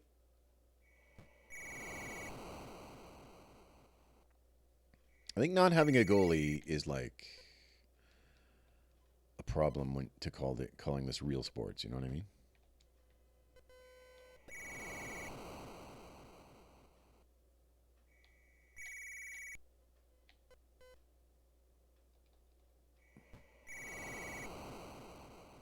I feel like the goalie is integral. The goalie is integral to.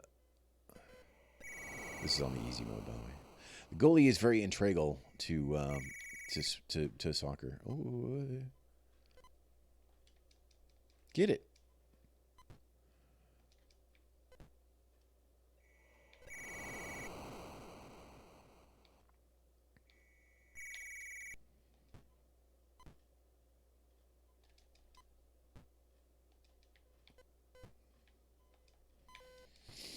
Get it. Okay, somehow it went in.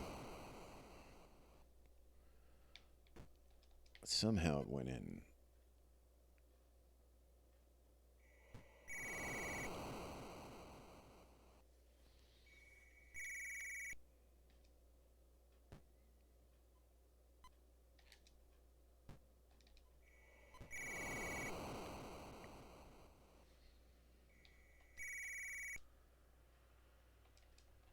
Get it. Take the ball. How do you get the... How do you... All right, hold on. Gameplay. Soccer. Defense. When playing defense, you can switch control from one player to another. Press the controller button until the desired player appears brighter. Notice that the controller switches from... All right. So you can't... The button just changes who you're...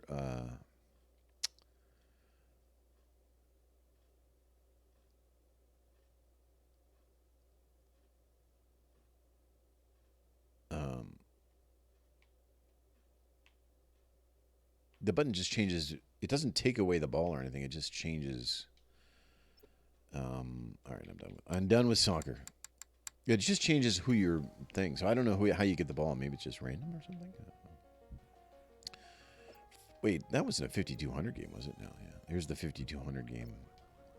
Atari artwork for the cover of soccer for the Atari 5200 console, which was quickly re-released as Real Sports Soccer, art by Dave Hendricks. 5200 Real Sports Soccer original art. The original artwork used on the cover of Real Sports Soccer. Pretty good. I like it.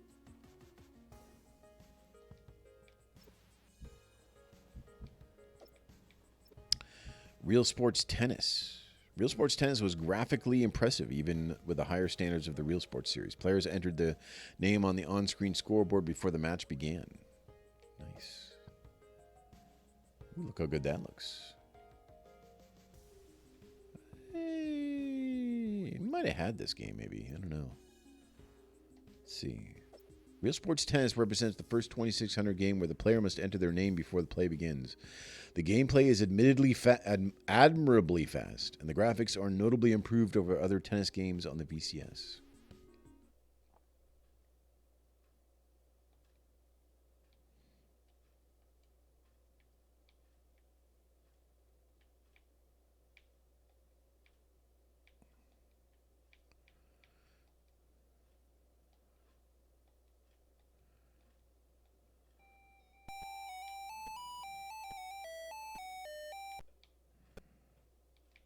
The graphics in this.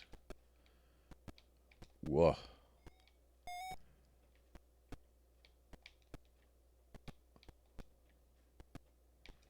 This is pretty good. This is a pretty good game. Volleyball and tennis so far stand out. Like, you even have a shadow on the ball.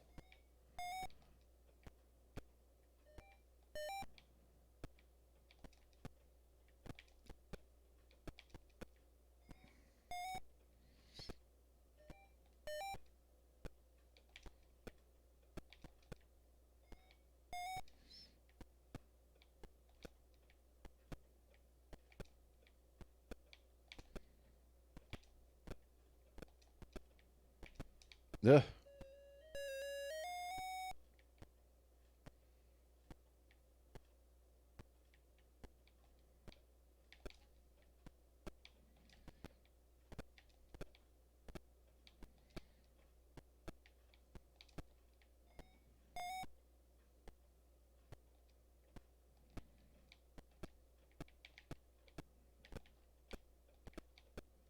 Doesn't appear to be any faults or anything. Doesn't look like you can hit the net, or maybe, I don't even know if you can go out of bounds.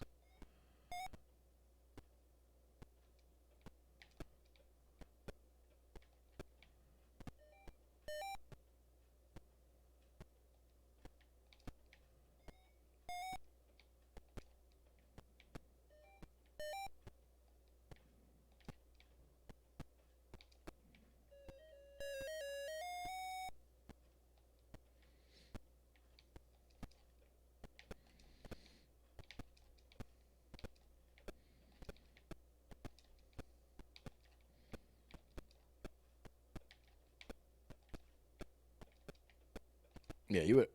Get out of here.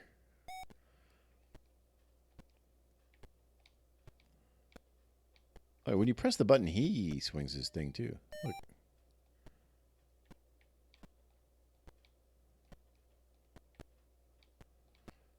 Only at first, though.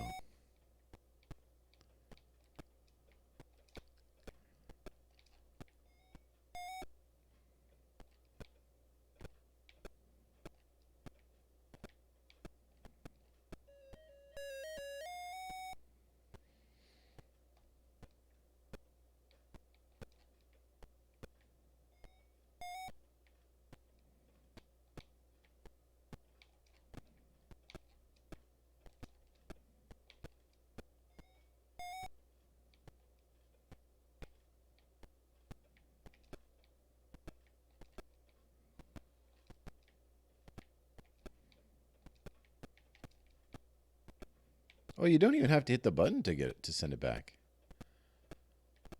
What does the button do then? Only for serving.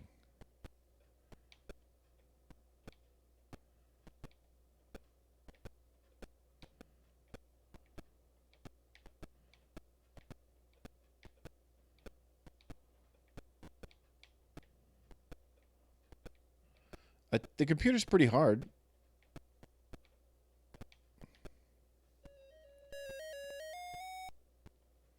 Okay.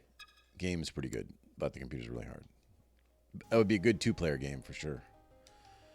For sure. All right. Cover art for tennis. Looks good. Look at that. Look at that ball. I love I just love the art. I love it. There's basketball. Real Sports Basketball, developed in 1982 and 1983. Would have been the sixth entry in the series, but never officially released. The prototype version is considered to be complete. All right.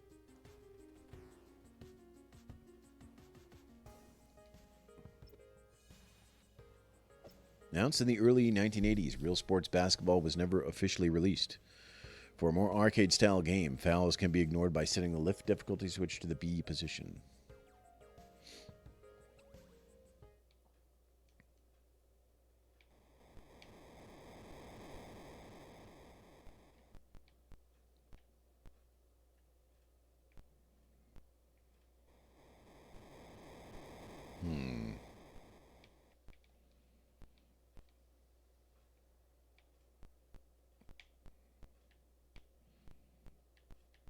How are you supposed to, like, with only two players that move at the same time, though? It's how are you supposed to get a guy, like, you can't pass forward because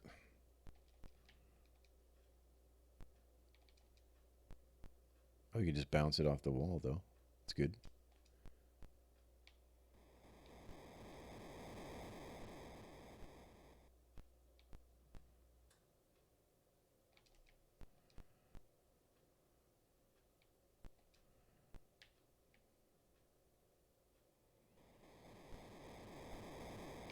This game...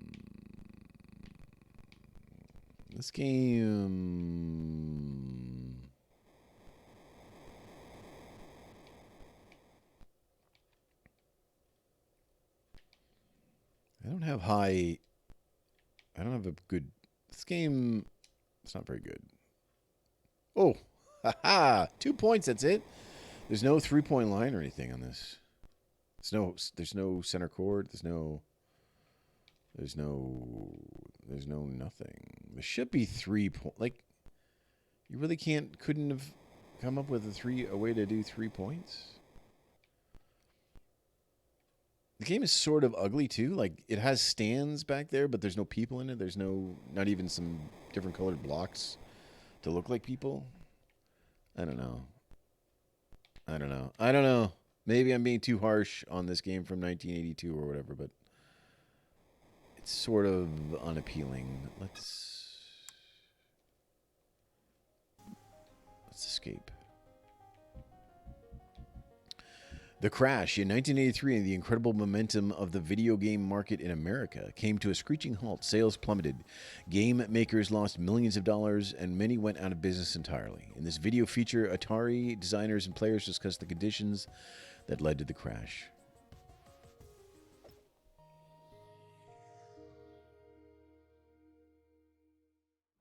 When you have a tragedy, and I do believe that the fall of the video game industry in the early 80s was a tragedy. It was a tragedy to many, many people. It changed a lot of lives. I think it's pretty obvious when it comes to the video game crash that Atari didn't have control over the quality. I mean, it needed some sort of way to keep just anybody from writing cartridges for it. And so many people saw this video game gold rush, and they just, started dumping crap. I remember going to KB toy stores and just seeing, really bad box art and just really just terrible looking games. And that's when I started losing interest, and the market became flooded just with garbage. And it ultimately led to, of course, things like E.T. being, actually buried in the desert like garbage. And what happened was that E.T. became the face of the crash of the video game industry, and I, of course, was the butt behind the face. That's kind of the way it went. Greed and hubris, that's what undid Atari. If they just had worked more from a place of focusing on making great games and delivering great games to the customer instead of how can we maximize revenue, I feel like they'd still be a huge powerhouse today. Frankly, Warner did not understand technology. He didn't understand the consumer marketplace, the video game, and Ray Kassar, I think was afraid of releasing new product because it might not be as successful as VCS. So that's a sure way to fail. I regret that we didn't have a new console by '84 that would have made it so that Atari continued to be a really viable business. We never, ever got down to ever having any process by which we could come up with a better system. Even to this day, I think people do believe that if they had just released the 5200 earlier, or if they released the 7800, or they had done different things, they would they would have survived the crash a lot better, and they would be like a powerhouse today. As a kid, I didn't know much about business, but I just felt like something was wrong. No one knew anything. Certainly no one knew how to replace an existing console with a new one. The real one-liner about why the game industry crashed and went away is that it was a first product life cycle and nobody knew what to do. Nobody knew. The Alamogordo burial. Is this the? This is the thing about E.T. E.T. is not a bad game. It's not even. It's not the worst game in the world. It's not even the worst Atari game. E.T.'s not bad, but it just In September 1983, Atari disposed of several tons of unsold or unsellable video games in a landfill in Alamogordo, New Mexico. This tale, symbolic of the market crash, passed into urban legend. In 2014, A new documentary crew excavated the games. Look at that.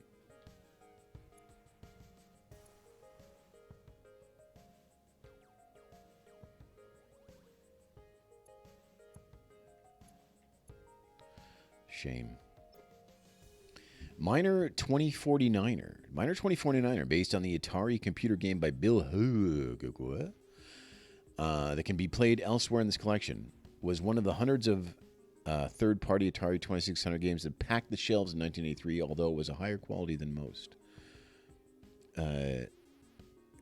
Based on the Atari computer game. Oh, we can play the computer game later, I see. Okay.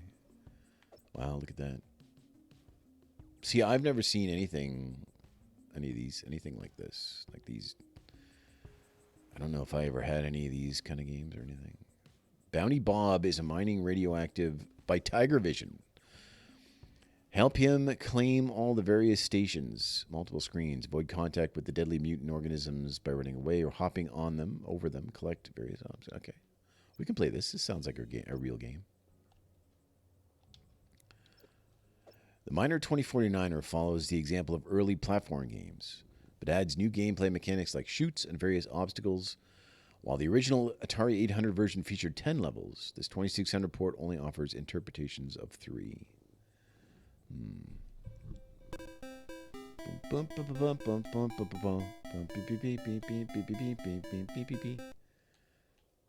Here we go.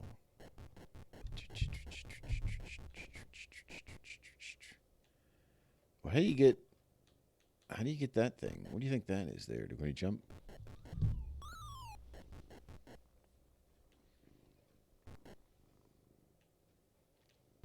Over?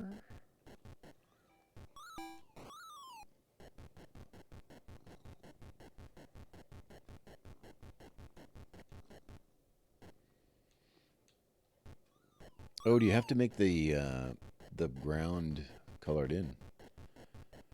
What was that other game like? There's other games like this, right? Where you have to color in the ground. Am I getting... Wait. How do you get that edge? How do you get this edge?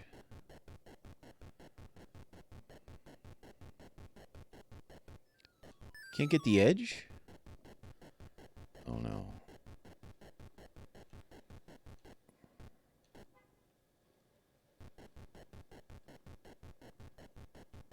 All right, let's see if we maybe we don't have to get all of the things then, because if you can't get the edge, what are you doing?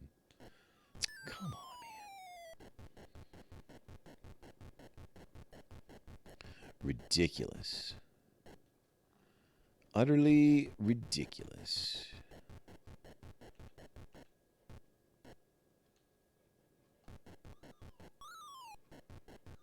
Oh, the shoot. All right, hold on.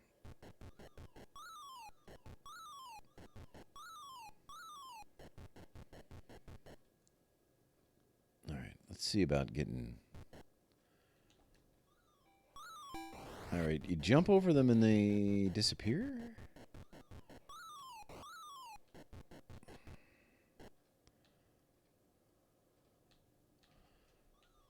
Oh, that's a hard, because of the...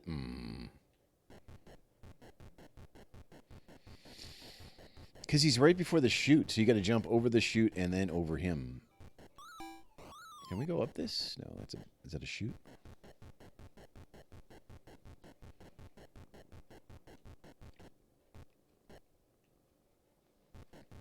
You do get points for filling in the ground.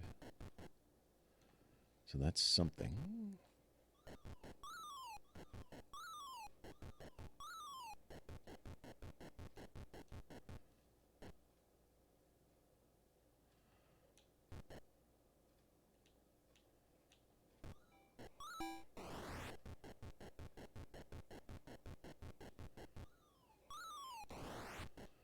Oh, are they vulnerable when I grab the items? Maybe.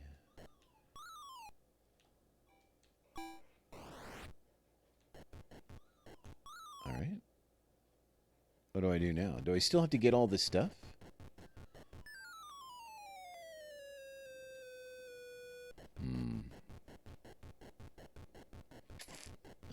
this. I'm assuming the one on the right doesn't count, then. Since it is not possible, c'est impossible. C'est impossible.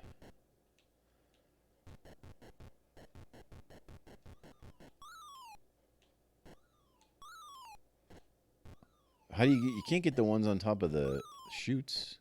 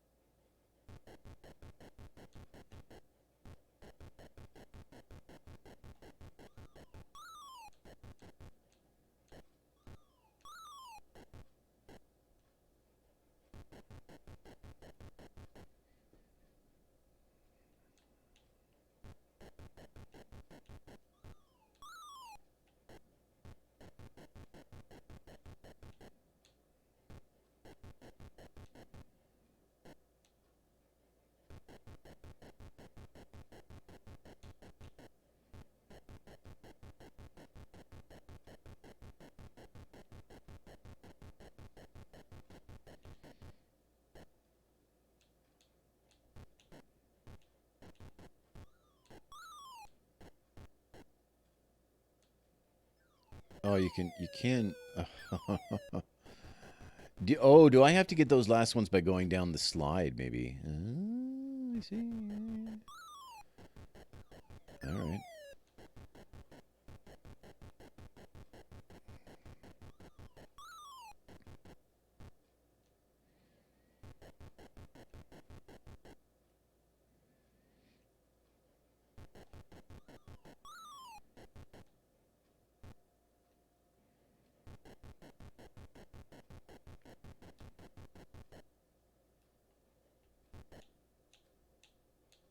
Ooh, you just sneakily grab it like that. Yeah. What?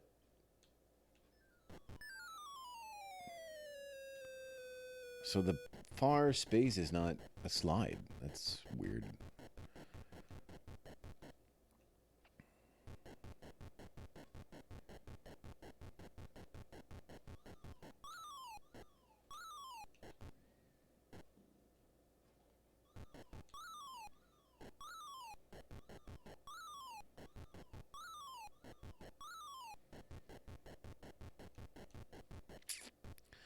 I don't know how I feel about this game because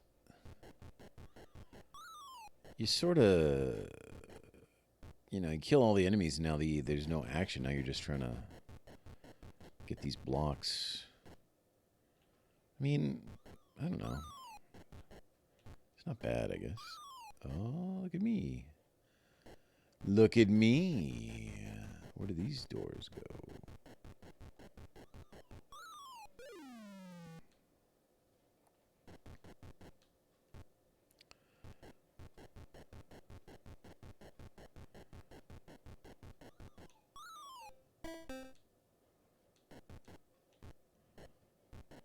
Can take the elevator. All right. I see a problem already. Now you can't fall too far. Am I dead? That's it? I thought I had another life still. Well, the problem with this stage is that there are 4 enemies and only 3 items. So looks like you probably have to get both of the top 2 enemies with that one boat or whatever that is on the left. All right, well, that's minor 2049er. I mean, it's not bad. Saboteur. Atari designer Howard Scott Warshaw's final game would have been a shooter called Saboteur. Warsaw left the company before it was completed, and it was never released. This playable version is a nearly finished prototype. Saboteur.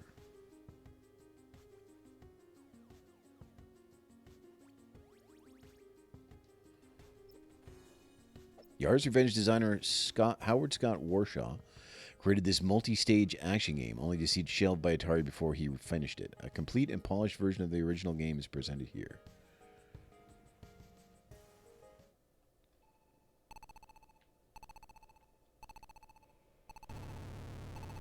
Oh man, it's got the Yar's shield in it. All right. What do you suppose you do? Oh. Shoot. I can shoot up. Okay. Oh, there's a Yars. I saw it. I saw the Yar. I can't shoot that.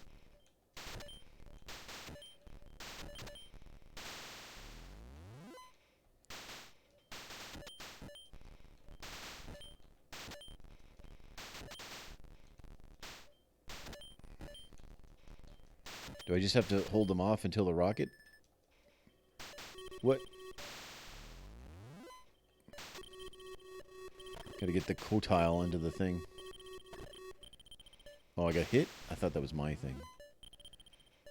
I'm shooting the laser, maybe? I am.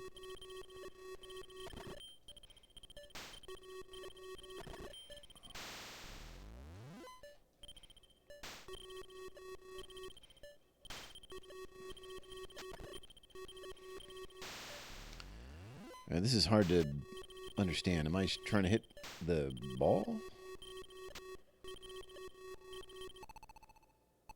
The rocket is launching. Did I win? Probably not, right? I'm probably supposed to stop the rocket. Oh, no. Things are happening.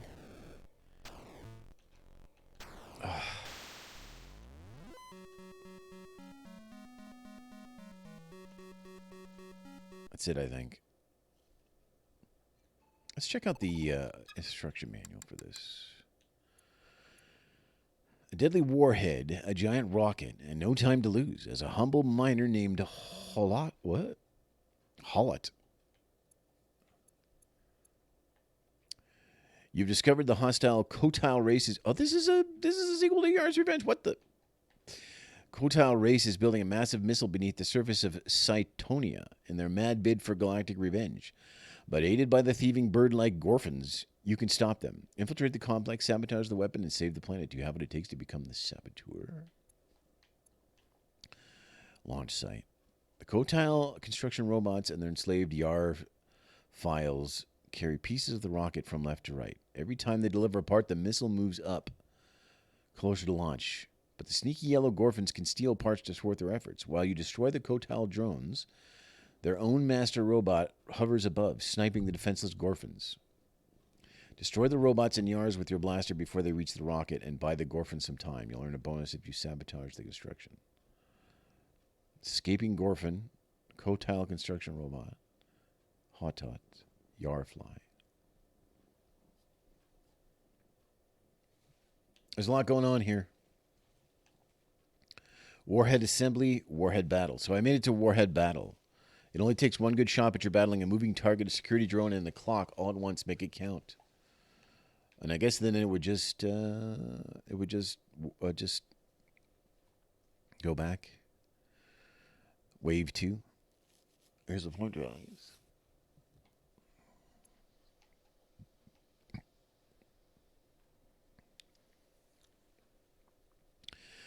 Oh, you don't want to kill the helpful gopher Warfrons. Oh, what the? All right. Well, this is interesting, but you know, it's a bit much for my mushy mind right now. It's not storming out yet. Gravatar, a conversion of the 1982 arcade game. The 2600 version of Gravatar keeps the basic gameplay of navigating the gravitational pull of a planet, but loses the high-resolution vector graphics. Oh, there's Waterworld, by the way. Oh, Gravatar not playable. All right.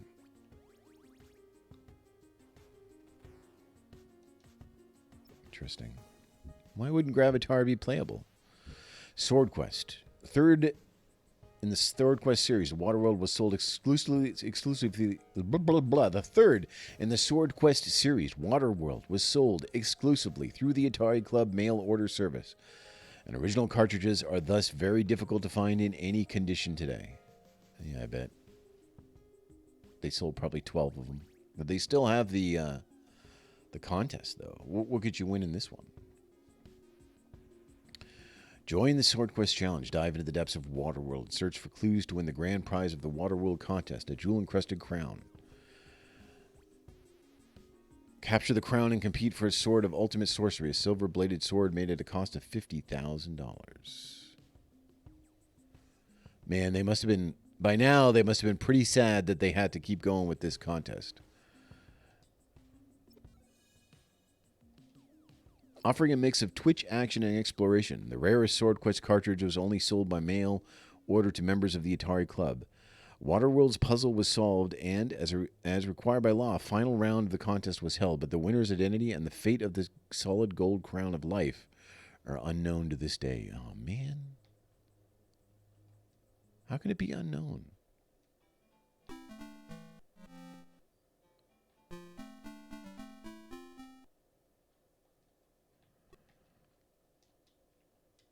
What even?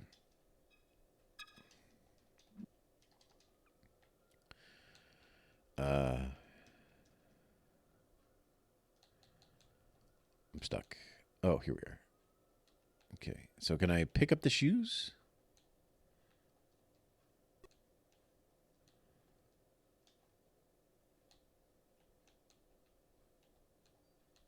Oh.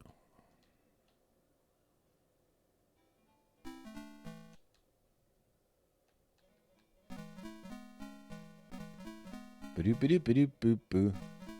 Ba-doop-ba-doop-ba-doop-boop-boo. Ba-doop-ba-doop-ba-doop-boop-boo. I can't get through this. I can't do it. Oh my God.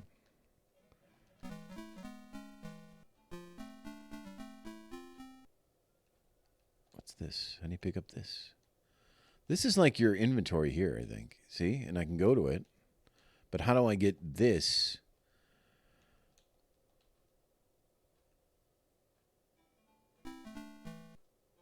Here's the, I don't. Oh, I picked it. I did. I did a thing. Can I get the ring?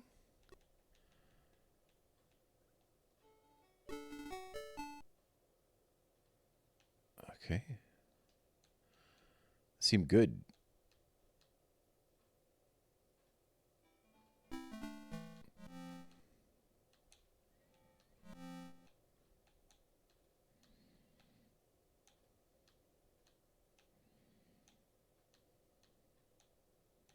Well, it's the same pattern here. You just go down and then up.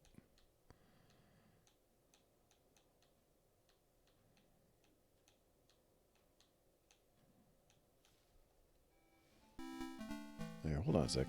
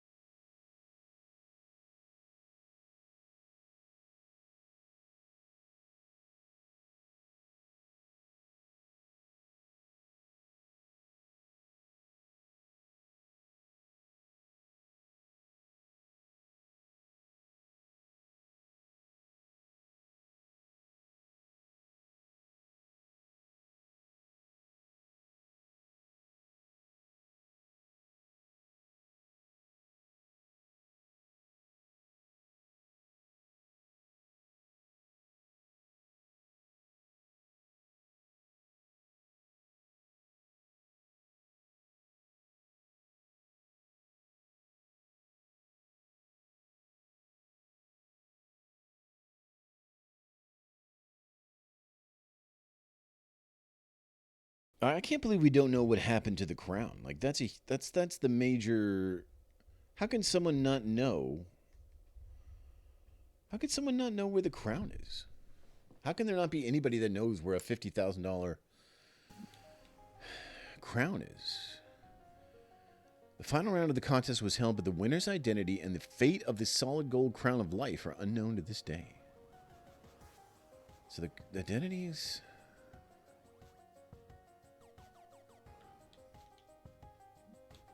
insane. Prize Fit for a King. The September-October 1983 issue of Atari Age magazine announced the availability of Waterworld, dangling the promise of winning the solid gold crown. Atari canceled the Sword Quest competition following Waterworld's release Although it is reported that it held a secret final round and awarded the crown to an anonymous winner.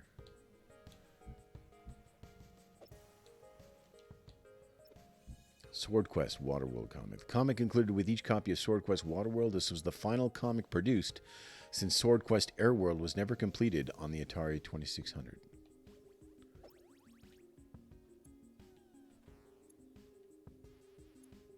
Yeah, I wonder what this... Let me see if I can... Let me just bring up eBay and see if there are... see if there are any of these...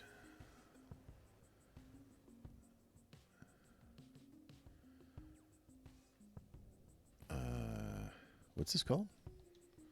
Sword Quest Waterworld.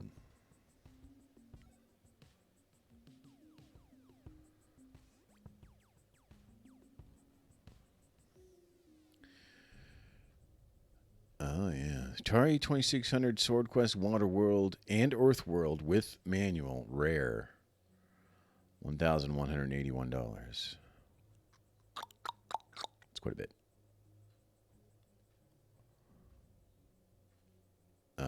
The comic book is just going for $470-something. So $500 with the shipping or whatever. $500 just for the manual. All right. Okay. All right. Complete in box. Sword Quest Waterworld. Complete in box. $2,000. 2,000 smackaroonies.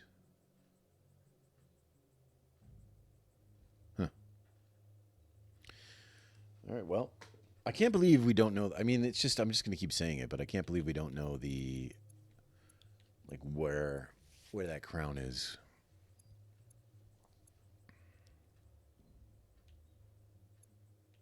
And then all the people that were like super into this, I'm going to beat all four and then I'm going to win the crown. Like, no chance.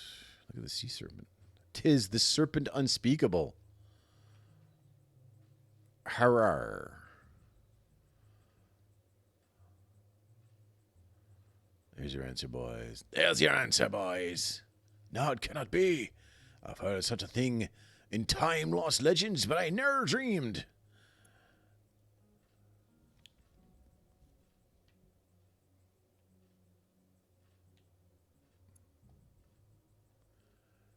Look at this. Is she riding the dragon?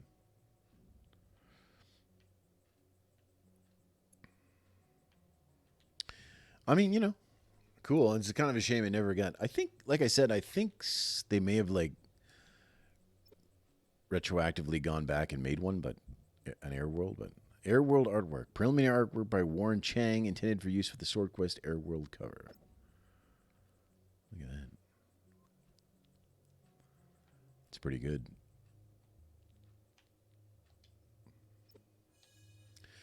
Sword Quest Airworld. Atari never released Sword Quest Airworld, and thus it never gave out the final prizes of the Philosopher's Stone or the Sword of Ultimate Sorcery. And this all-new game created by in 2022 for Atari's 50th anniversary, you can experience what Airworld could have been. Really, yeah. So this is what I'm talking about. They did Airworld. The fabled fourth action-adventure game from the Sword Quest series is no longer a myth. Created by Digital Eclipse and based on the design concepts from the series creator Ton Fry, players explore a puzzling world based on the I Ching in their quest for entertainment and their hunt for the game's solution. Based on the I Ching. What? Anyway.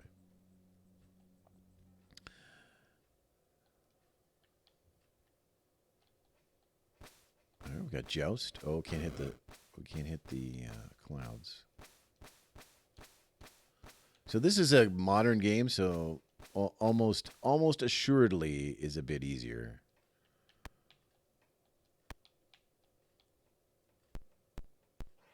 I wonder if this could actually play on a 2600.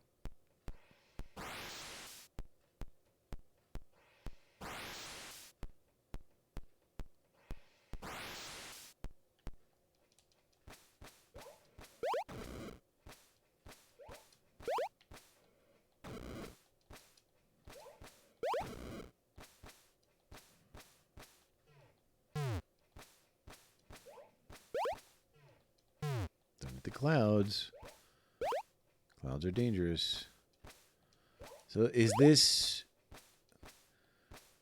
Did they have this control in mind, though? Like, where you hit the button? This is just like Flappy Bird, right? So, would this have been a proto Flappy Bird, or did this design just come about? They didn't know. They just made this up. Digital Eclipse did. Anyway, you know how it goes. There's Sword Quest Air World. If you ever want to play through all 4, you can buy this and play it. Maybe you'll win the crown. Make your own left-handed joystick. Customizing your game controller was a lot easier on the VCS. In this Atari Age article from July-August 1983 issue, an Atari hardware engineer explains how you can create a left-handed joystick in minutes just by swapping a few wires.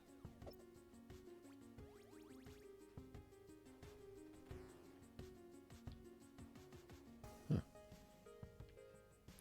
Interesting. Then you have to, like, then it won't say top at the top anymore. It only says top on the right. Play like some sort of weirdo. Here's Millipede. Although the 2600 of Millipede looked a lot like its predecessor, Centipede at first glance, it implemented the new features from the arcade game, making for a more complex and more challenging experience. Millipede. Use your joystick controller. Just like the arcade game, it says. The VCS version of Millipede reduces the shooting game to its graphical essence. Mushrooms are blocks, centipede characters are a slightly larger block, but the speedy action gameplay has been translated with a high degree of accuracy.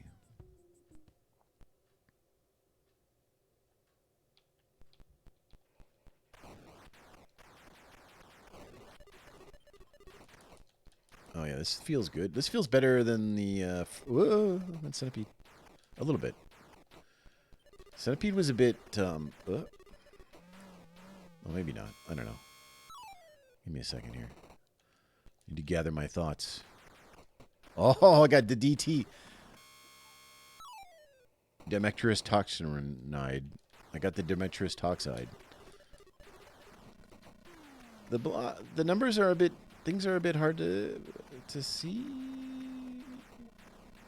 Like the 300's a little bit.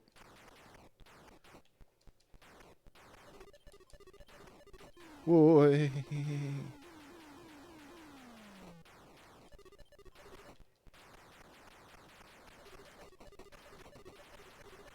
Oh, you can just hold the button down, get out of town. Oh. Game over. All right.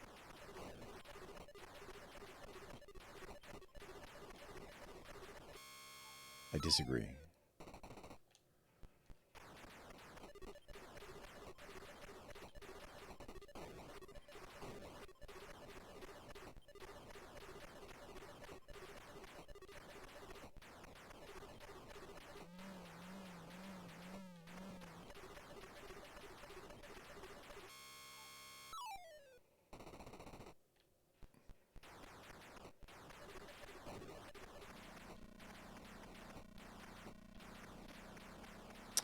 It's really hard not to, like,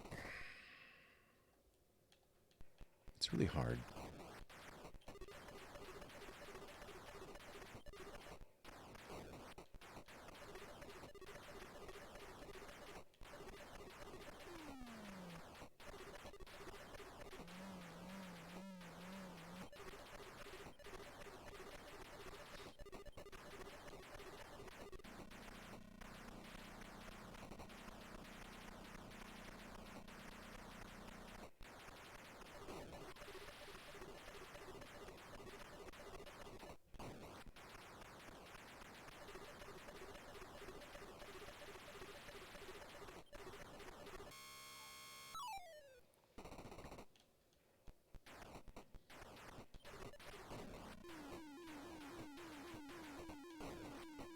Are these bonus bugs, or are these supposed to be?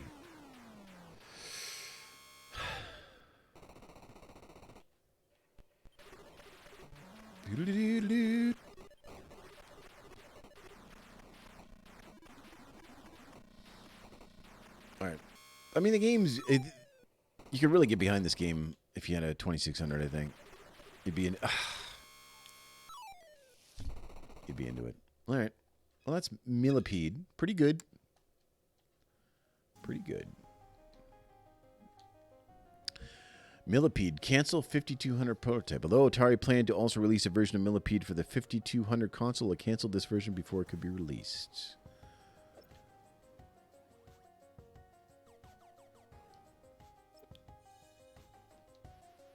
While the visuals closely resemble Millipede's arcade inspiration, this prototype port of the sequel to Centipede was never commercially released for the 5200, likely due to gameplay speed issues.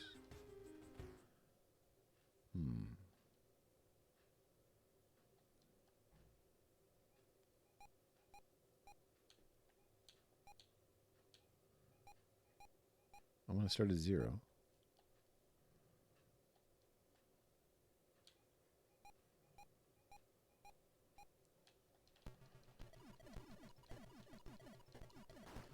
Oh yeah, it's pretty slow. It does have a look to it though, doesn't it? I don't know, this is all right. The Millipede is very slow though. I will say that. Things move a little choppy, although your ship doesn't.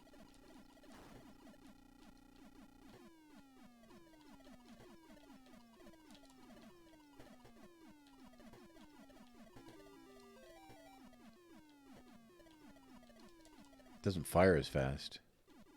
Well, I guess it does if you hit things. You only have so many bullets. You can only have one bullet on the screen at once, but as soon as it dies, like if you're holding the button, another one will come out. I got the worm.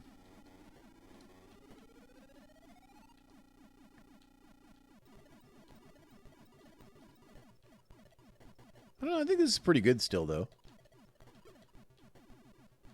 Probably like it better than the 2600 version, to be honest.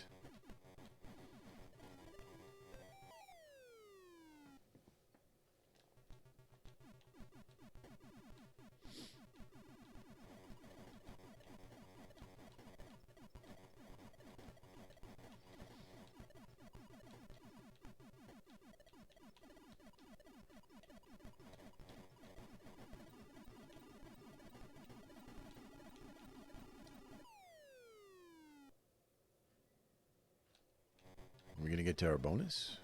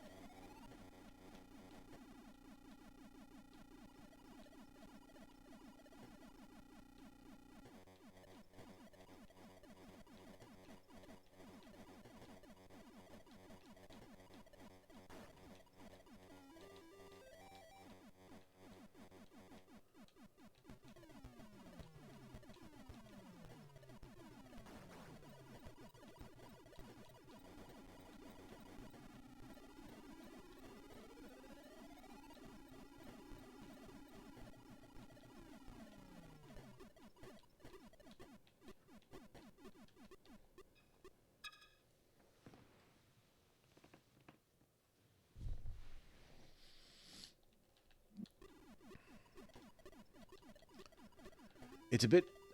When you want to pause the game, you got to press select and not start. Or whatever the game, whatever it's called on Xbox. But if you press start, it just resets your game. And so you got to kind of think about it because, you know,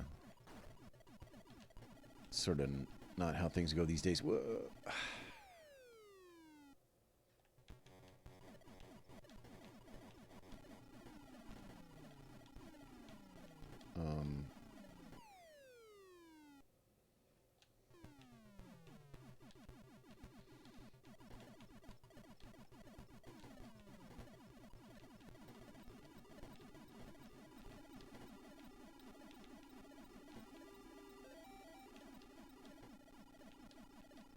That guy left some snails. I don't know what these are.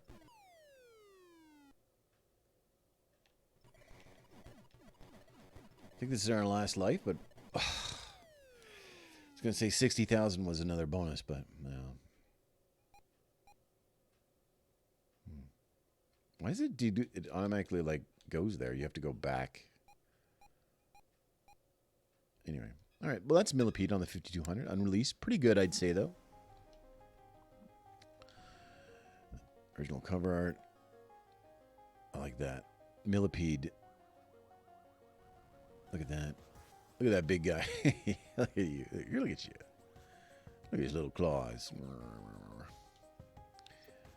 Artist Hiro Kimura. Crystal Castles. Well, a 2600 version of Atari's game Crystal Castles didn't and couldn't look anything like the high-resolution isometric graphics in the arcade. It is still considered to be quite a technical accomplishment for its detailed pseudo-3D playfields. All right. I don't know if I had this one as a kid or not. Maybe. Crystal Castles for the Atari 2600 retains the essence of the arcade version's gem-collecting maze-based gameplay, even on the lower-powered hardware with a joystick controller. Given the unique source material, Crystal Castles is now regarded as one of the most impressive ports from the arcade to VCS in Atari's library. Interesting. Let's try it.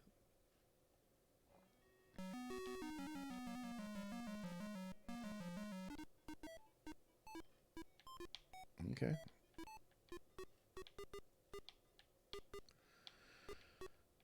All right. So no trackball on the 2600. The 5200 would have had a trackball. Well, if you bought it separately.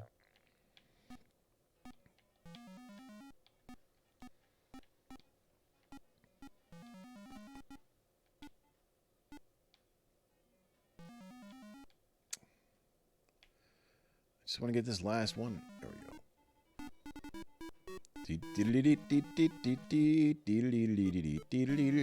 Oh, man.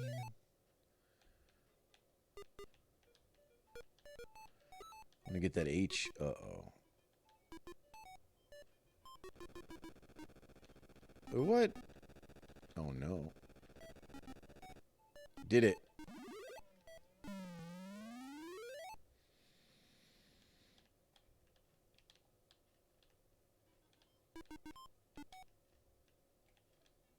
Control's really weird. It's got like so you move different directions, move at different speeds. Up and down is very slow. Left to right is the fastest. Looks like diagonally left and right might be at least as fast as left and right, or a little bit slower. Maybe the same. But then up and down is very slow. Well, I guess it's because up and down is less. There's less play, less area. Oh my God. Things are.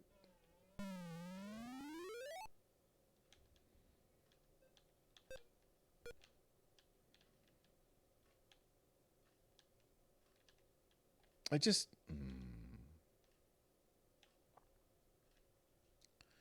Hard not to get stuck on things. I did it though.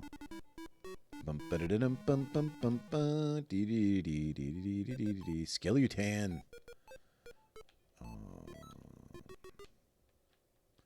Let's get down here. Can I not use it? Is it not a ladder? Not a ladder. Okay. Oh, it's an elevator. Oh, I get it. All right.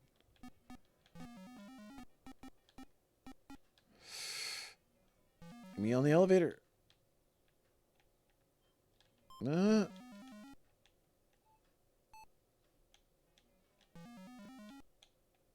Yes.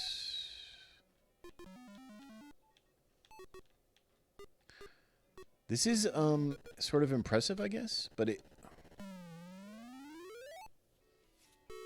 doesn't feel good to play, unfortunately. Oh well. Still, pretty cool. Meet the new boss. Warner sold Atari's home and computer division to Jack Tramiel, the former CEO of Commodore, in 1984. Tramiel laid off most of the staff, slimming Atari down considerably to focus on a new generation of home computers, not video games. I knew I wasn't going to be able to keep working at Atari. And a little while later, a layoff package came, and that was one of the saddest moments of my life. Howard Scott Warshaw was on our viewers' revenge. Bounty Bob Strikes Back. Very few console games were released in America in 1985. One of them was Bounty Bob Strikes Back by Bill Hogue. The sequel to Miner 2049er and this Atari 5200 version, released in limited quantities to the few players still using the platform, is by far the rarest game on the system. Big Five Software.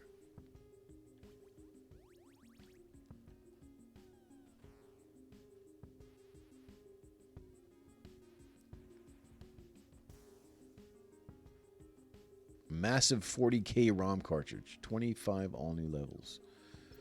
All right, let's check it out. Bounty Bob's gameplay, climbing ladders and leaping between ledges while avoiding or eliminating mutant enemies, built on the success of its forebearer, Miner 2049er. Both games would prove influential to developers of future platform games. Big Five Software presents Bounty Bob Strikes Back. Level 1, Bob's Morning Calisthenics.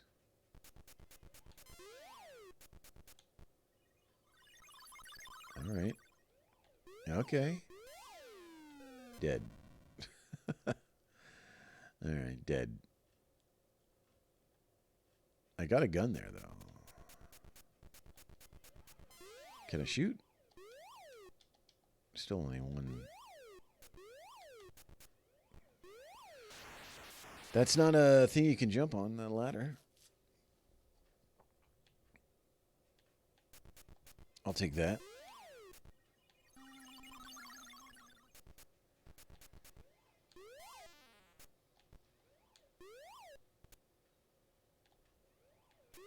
What are you supposed to do here?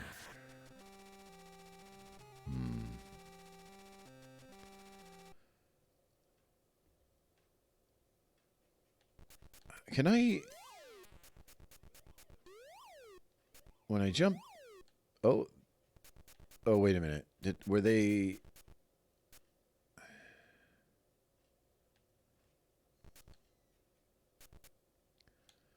Did they become a different color for a second? What?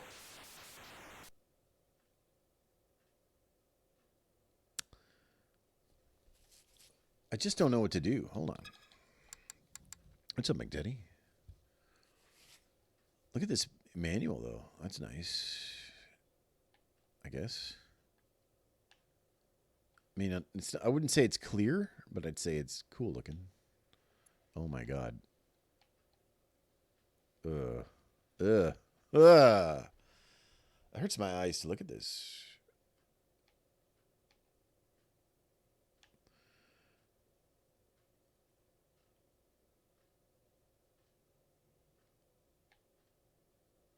Warning. The gravity lift, hydraulic lift, suction tubes, mobile, moving pieces, pulverizers, transporters, the cannon, acid rain. Treats, high score factory. Difficulty, bonus timer, emergency help. Game adjustment stream.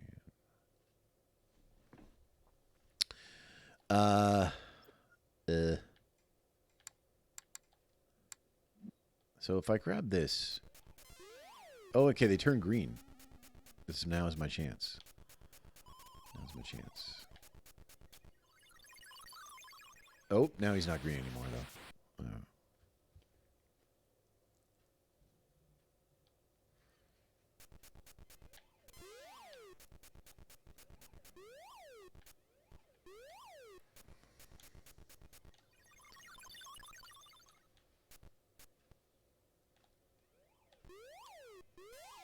Get out of town.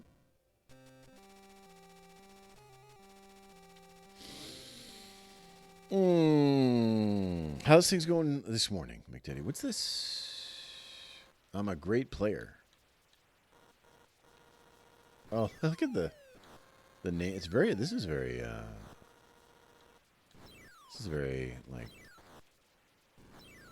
interesting. But for a game that doesn't, look how fancy this is.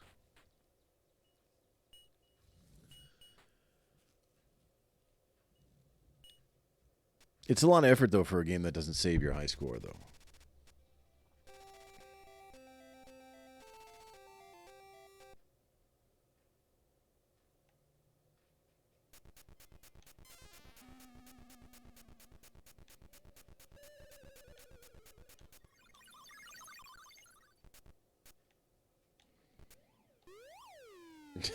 I splat. Oh, man. High point of life? I don't know about that.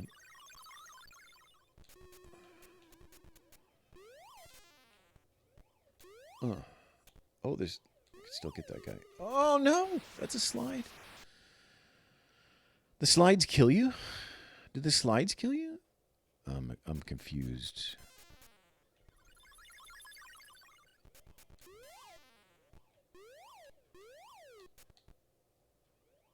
Well, that's not a slide.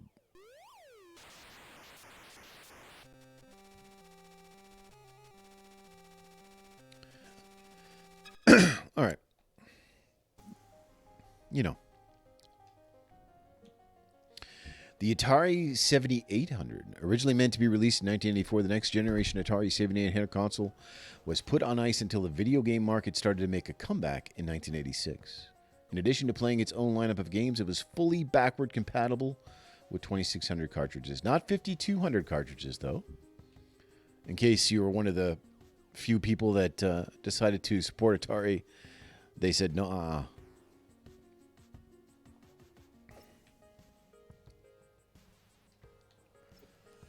Pro Line controller. The controller included with the Atari 7800 was included, which included a joystick and 2 fire buttons, was originally designed as an upgraded 2600 controller. Oh, look at that. That looks, relatively okay. Joypad. Oh, only sold in Europe. This gamepad gave players a controller similar to the ones included with the Nintendo and Sega game systems of the time. A small joystick could be screwed into the middle of the directional pad. Look at this. Asteroids. The Atari 7800 launched with a unique take on Atari's classic game Asteroids. Instead of attempting to replicate the original's black and white vector graphics, it used multicolored sprites for its field of space rocks, creating a unique visual experience preferred by some players. I prefer it. Well, the Atari 2600 had colored rocks and everything.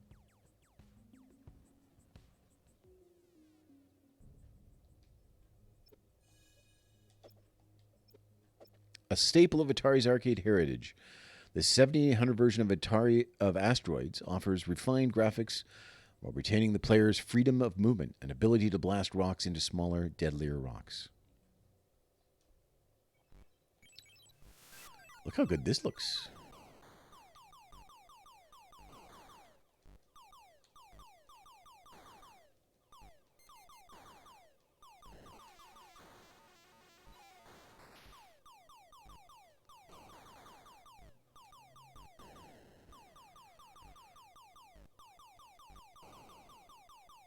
I really like the spin of the asteroids.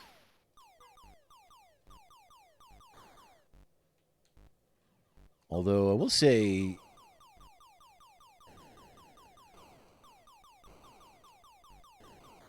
there seems to be a lot less variation of size. Like in the original game and the 2600 version, there's like 3 or 4. The asteroids start at a bunch of sizes. And here they all seem to start at the same size.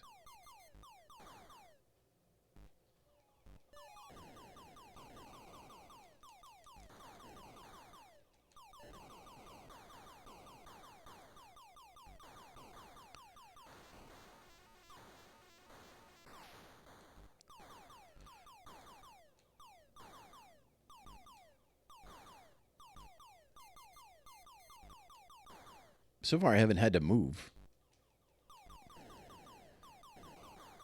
It's pretty... Oh! I probably should have moved.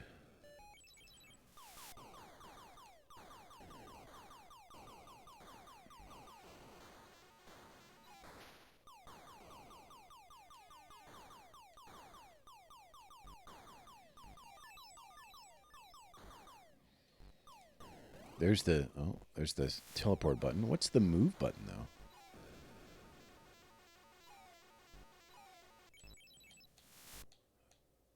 How do you move?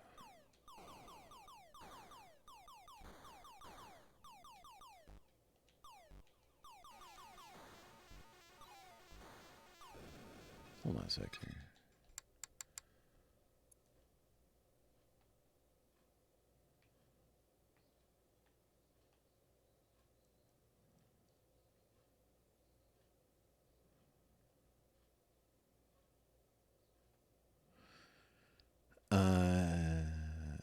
Watch out for alien remote. Reserve the fleet of 3 ships. To escape the asteroid cloud, pull back on the controller to pull you warp space. But watch out, you can be warped.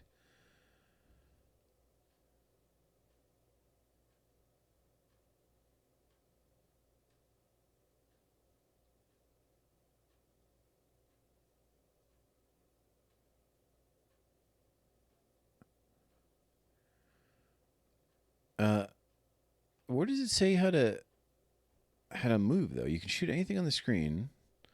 You don't need to move your ship forward to play. You can stay in one place and fire, turning on hyperspace to protect yourself from asteroid collisions. However, learning to move your ship can extend your playing time by 3 or 4 ships per game. How do you controls? Thrust. Oh, right trigger. What the?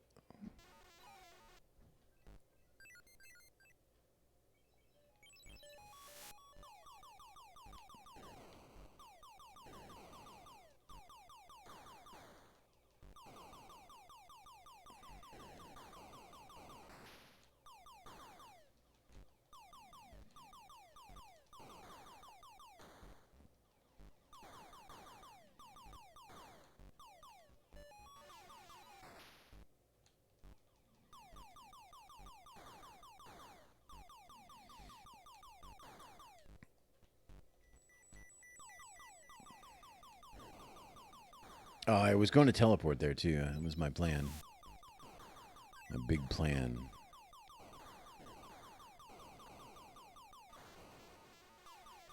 I don't know. This game looks good, and it plays fine. I don't know if I like it more than even, say, the 2600 version. Something about the 2600 version and the way the rocks explode. They have a really good sound when they blow up, and when you smash them, it feels good to like break them up into smaller chunks. Here, it's not. It doesn't feel the same. I don't know.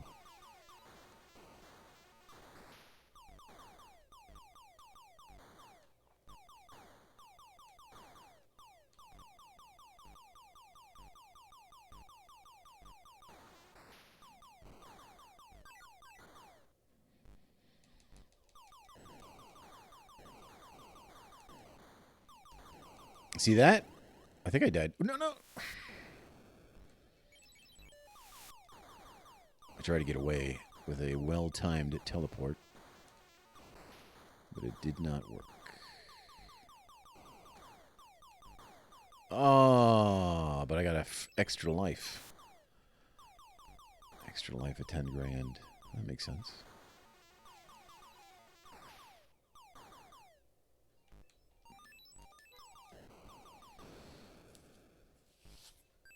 All right. I mean, it's a fine version of the game. Fine version of Asteroids.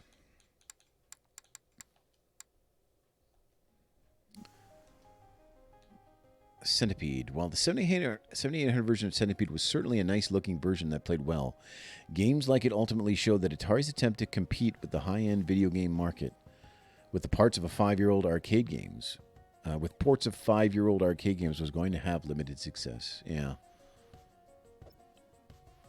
The 7800 version of Atari's Bug Shooting Classic offered a few unique features, not found in other versions. Players can select from 4 skill levels at the start of the game, and for the first time, 2 players can play simultaneously, either cooperative or competitive. But yeah, this is 1986, so we are into the NES, right? So there were way more complex and innovative games on the NES than these old arcade games. So it would be, you would have spent how much money it was to buy a 7800. And you would have been playing games that were released on the 2600, you know.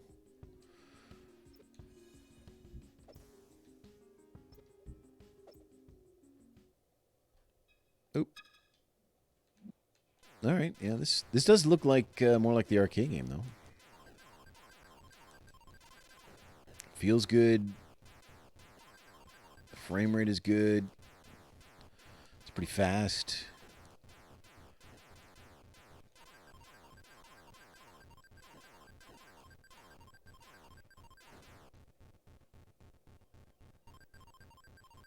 Oh, I could.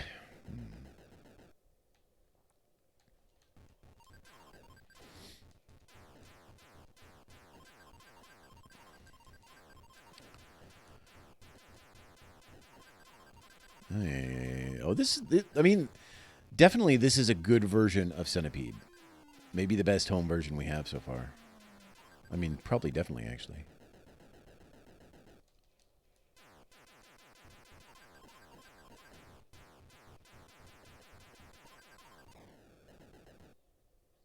Game over. Okay. Well, I won't spend too much time playing Centipede, but, you know, that is a good version of it, for sure.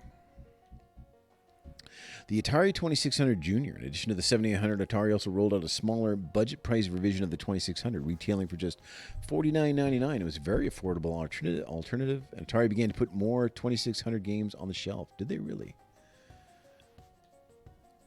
We took on Atari did I zoom this?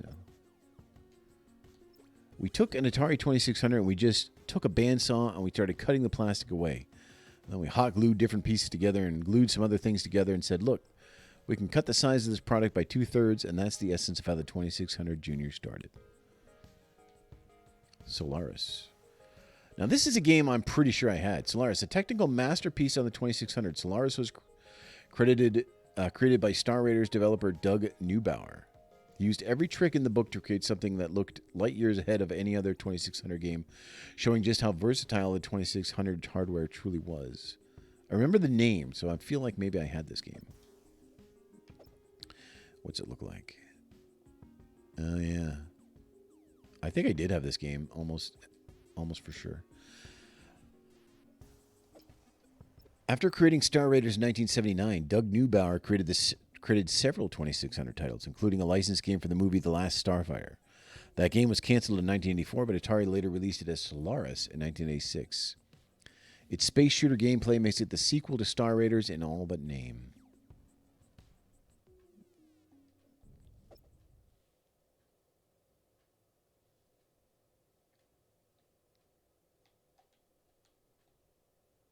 Yeah, look at this. And you have to like take off. Yeah, you take off, and then what happens? I forget. Oh yeah, this. And then you got to jump to a new sector.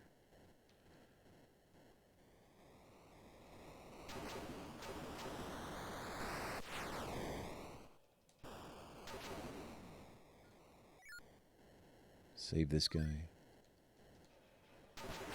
Look. No? All right. Just blowing up planets. Where am I? Oh, here we are. I want to say, like, the space station here, you can maybe refuel? Looks like my fuel, though. I got a lot of fuel, though.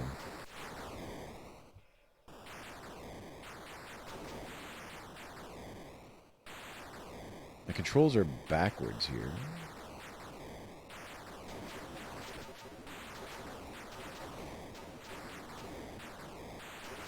I think I have to, like, I don't know. I don't remember how to play this game, but, you know, it's a thing.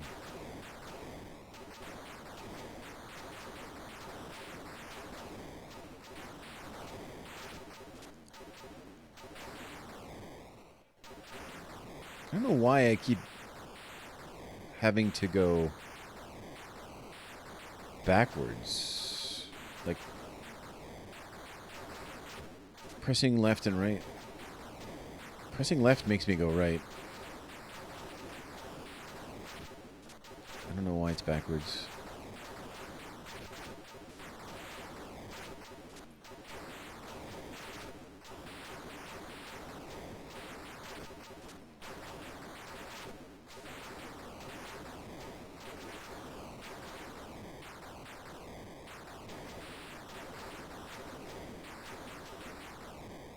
I have no idea what I'm doing. What is this?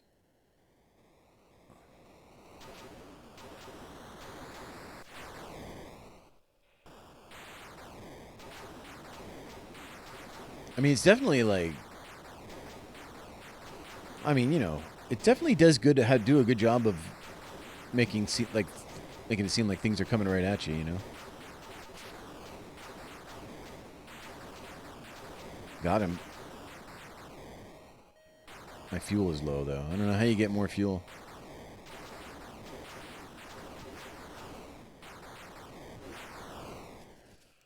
Whew. Okay, that's Solaris. It's pretty good. I mean, you know, it's something. All right, Real Sports Boxing. The final game in the Real Sports series for the 2600 was created by Alex DeMeo, who would soon join Gary Kitchen at Absolute Entertainment and create the title match Pro Wrestling and Pete Rose Baseball for the 2600. This art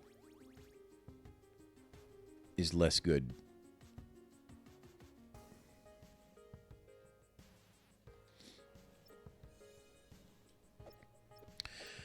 The final Real Sports game released for the 2600 didn't appear until 1987, when Atari was offering the Atari 2600 Junior as well as the VCS-compatible 7800. As four boxers with different weaknesses battle through multiple rounds, Real Sports Boxing gameplay is flicker-free. Look how good this looks.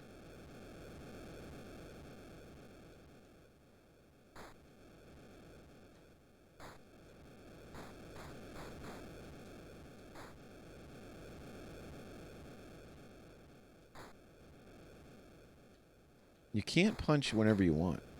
Oh, if you... I see. Holding back in the button makes you block.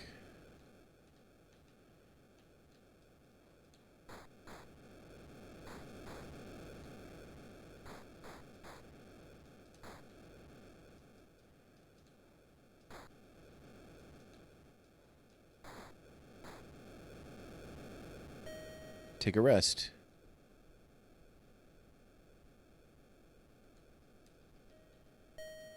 How come he got... Did he get health back and I didn't?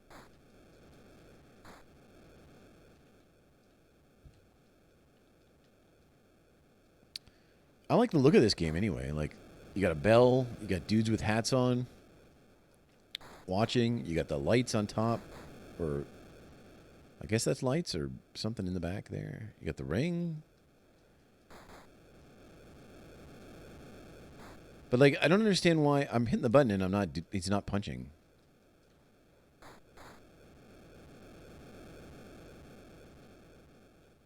So I gotta press... Maybe you gotta press a direction and punch. Or you can just hold the... you can just hold your punch out. Take a rest. See how he's getting health back. Or something.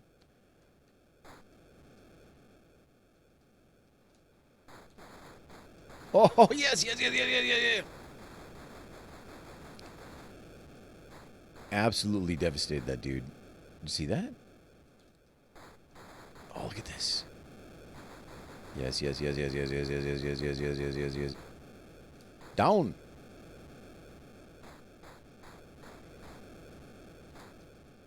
Come on.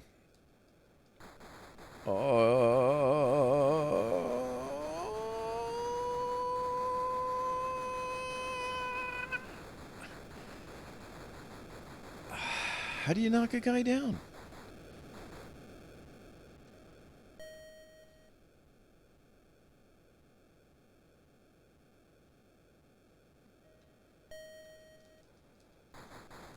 It seems to be forward punches. Down and the button is a body punch, looks like.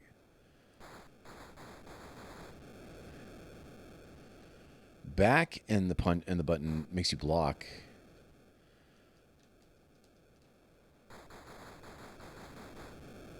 You can't...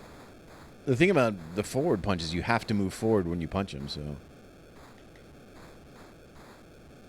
I'm not sure what these numbers mean.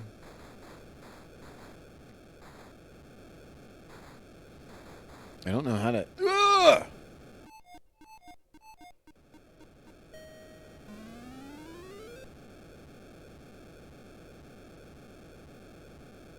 He became flat. And then I won.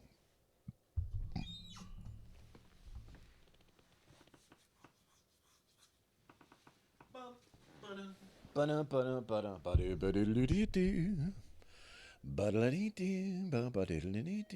that's not boxing. I've already demonstrated my dominance of boxing. I don't need to rub it in. Secret Quest. Among the many developers that Atari contracted to create a new 2600 games was Axlon, a software developer headed by Atari co-founder Nolan Bushnell. One of the games Axlon created for Atari was Secret Quest, a lengthy adventure game that even had a password system. Really? What is this about?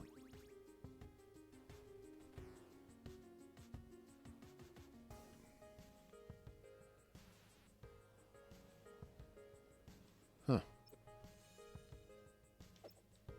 Atari founder Nolan Bushnell receives design credit on the box, but Steve DeFrisco actually programmed this outer space dungeon crawler with a large cartridge size of 16K. It's a good example of how 2600 software had evolved by 1989, some 12 years after release of the VCS. Yeah, we played Sword Quest already. They're pretty... I found out, though, that... So there was supposed to be 4 Sword Quest games released, and they only ever released 3. Although they did design a 4th one for this like this compilation, and they had prizes, including like a gold medallion and stuff, and there was like a sword worth like 50 grand or something. Nobody knows what happened. Nobody knows what happened to the rest of the prizes, including like the final sword that they were supposed to give away. There was supposed to be a competition at the end between, I think, the 4 winners or something to get the sword. So they only... see if we can we go back to those? Yeah, like here's Sword Quest Waterworld. This is the 3rd one. This one only was mail order only, so it's like really expensive now. And then down here they made Sword Quest Airworld, which never got released. But like if you look, where does it show that? Let's see here.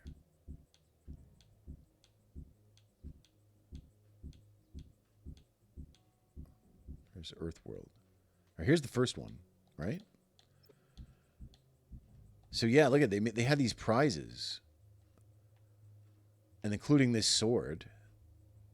They gave out the talisman. They gave out the chalice. They did release the names of the people who got those. But then the 3rd one, apparently there was just some secret thing that they did for... here's Fireworld. Here's the chalice that they won. And they did release the... See, there's the names of the people that... they had like some sort of contest at the end, and then... Yeah. But then, yeah, that the final prize for Airworld and the sword for like winning all 4 or whatever. There's no information on what happened to it, which is crazy. How could somebody not know what happened to that sword? I don't believe it.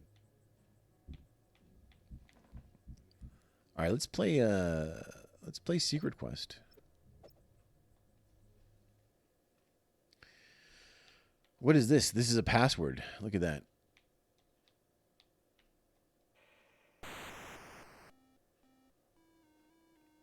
I got a sword. Oh man, this is actually very Alright, so I got oxygen and I got energy.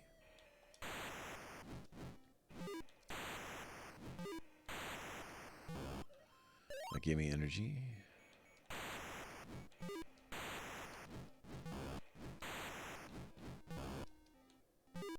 A little more energy. You played it? It's legit? A legit game, huh?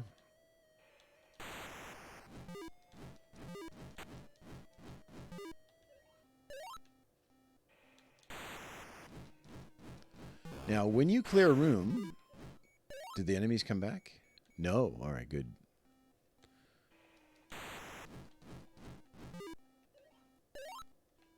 Oh, look at this. Guess I need something for that.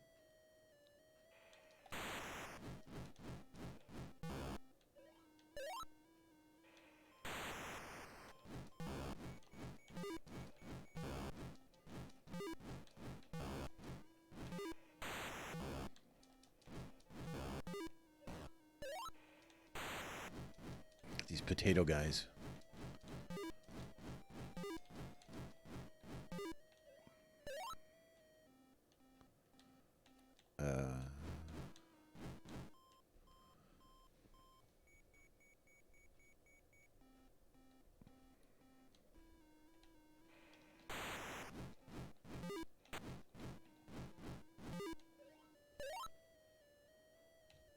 Oh, I gotta remember the code. Oh, it's this? Oh, I may have played this before, actually. I think I may have played this. You gotta, like, set the code, and then you gotta get to that teleporter, right? Get out.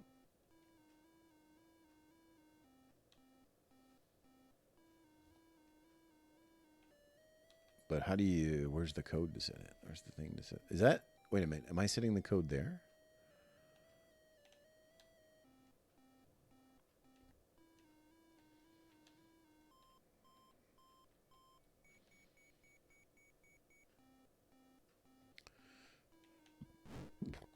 Am I stopping it on this? Oh, I see it. I saw the thing I wanted.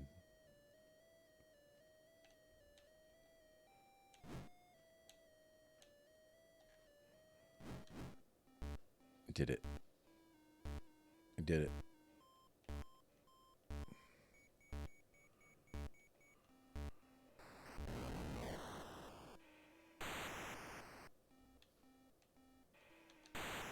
Now I gotta fight the helicopters. Helicopter lemons. Gotcha.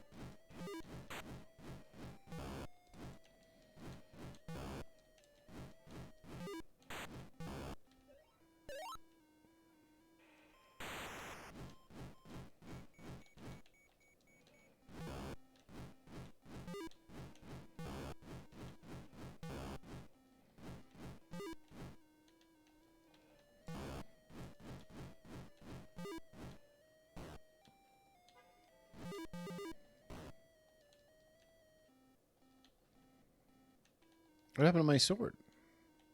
That's stairs? My sword is destroyed, though. Is that because I have no energy?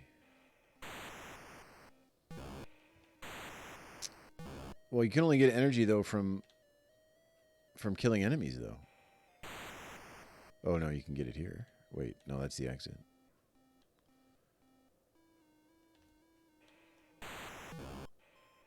That's a really strange...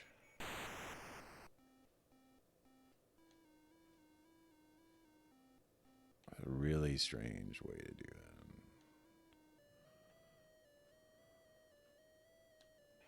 that. I got a thing. Now I have no more oxygen either. What happens now?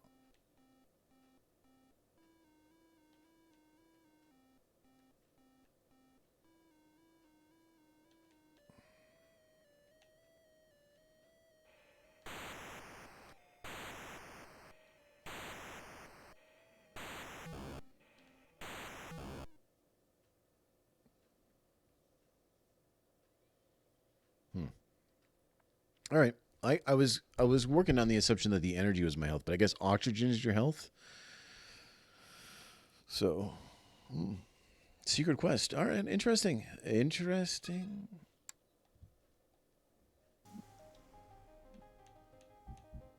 You could see they were influenced by the other things that were going on. All right, Atari after the crash. The VCS, or 2600 as it was now known, turned 10 years old in 1987, but a revitalizing gaming market meant that there was still demand for 2600 games. Designer Gary Kitchen, a co-founder of Absolute Entertainment, soon found himself once again returning to the platform. Let's watch this video. Yeah, it surprised me too.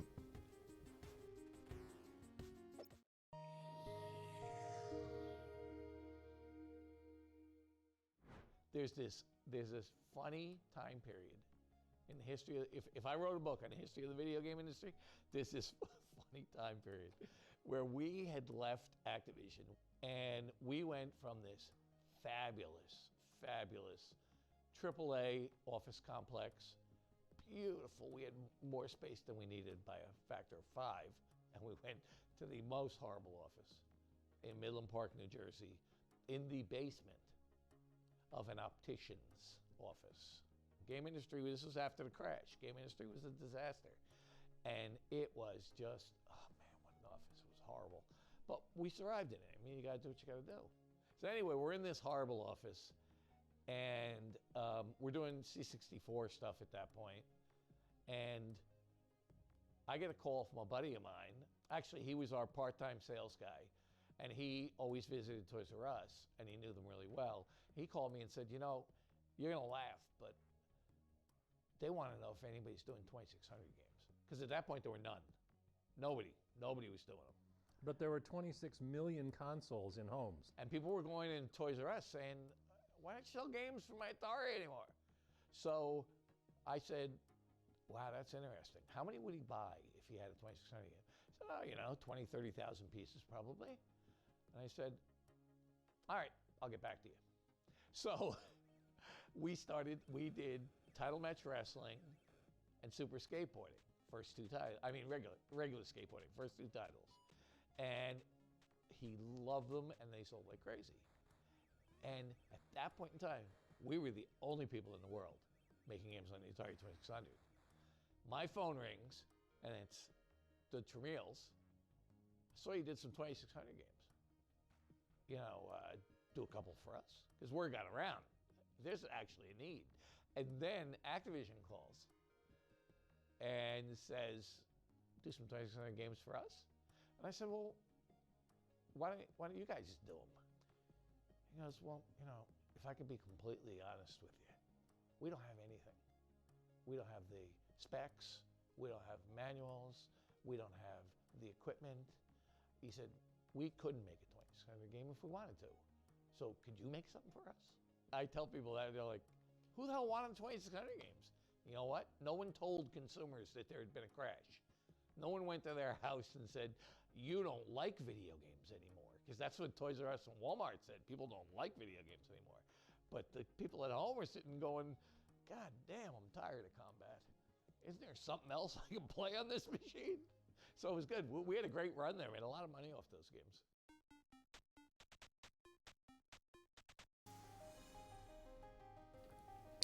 I noticed the pro wrestling ring is the same ring as the boxing ring. No one told consumers that there had been a crash. No one went to the house and said, you don't want video games anymore. Yeah, that's true, because I really didn't know there was a crash. I didn't understand it. Dark Chambers 7800, based on the Atari computer game Dandy by John Palovich. Dark Chambers is a multiplayer dungeon crawling action game that takes inspiration from pen and paper role-playing games. Really? Let's check out this art. That's okay. That art's okay. I like that art. Oh, it looks like Gauntlet.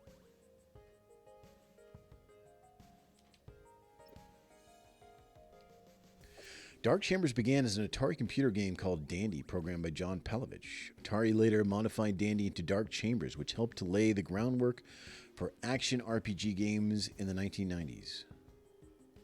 Whoa.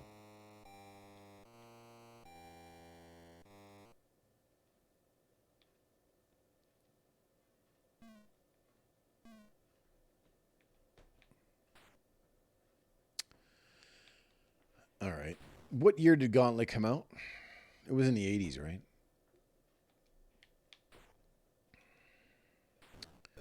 Yeah, this is definitely very Gauntlet-y. Although, I mean, I don't know.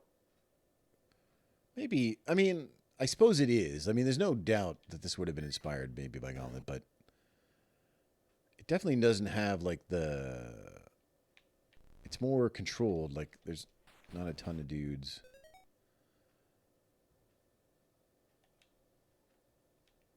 Are these... What they... Okay, well, it does have...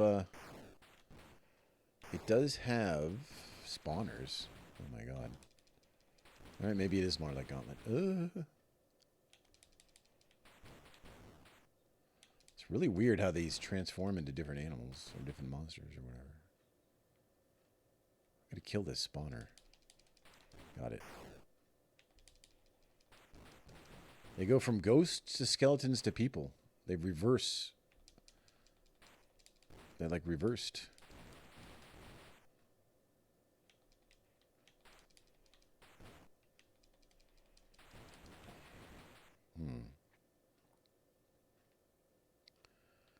This potion.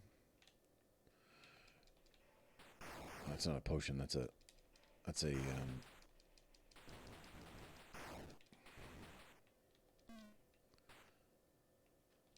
thingy.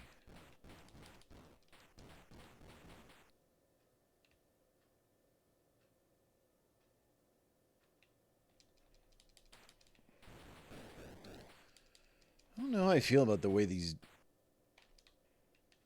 guys just sort of become other monsters. It's really weird. Not sure what it's supposed to look, what it's supposed to be. Oh, you can just hold the button down and not move.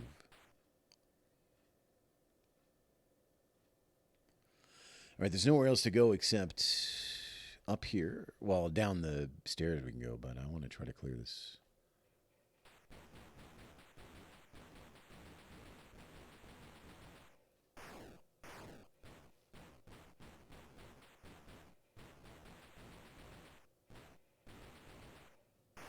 We'll have a look at the manual after this and see if it tries to explain what's going on here.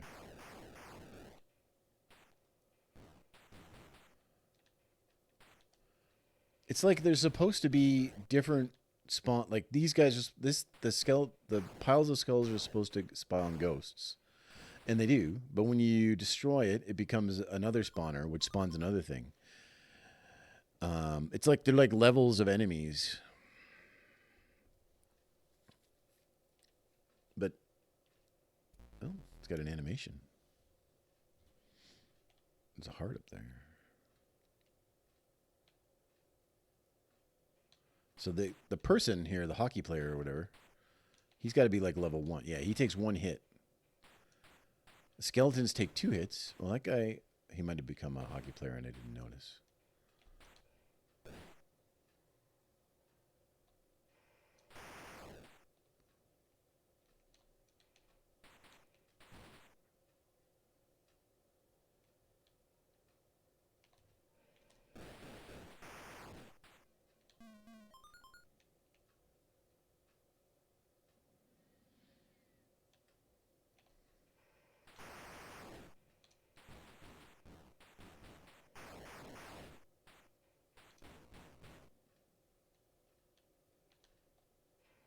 Oh, there's the... What? Is it spawning enemies? It's a fake... Is it a fake... Is that a fake exit? There's a... Hold on. Or like maybe it's a bonus zone? Bonus area? Because this looks like the actual exit.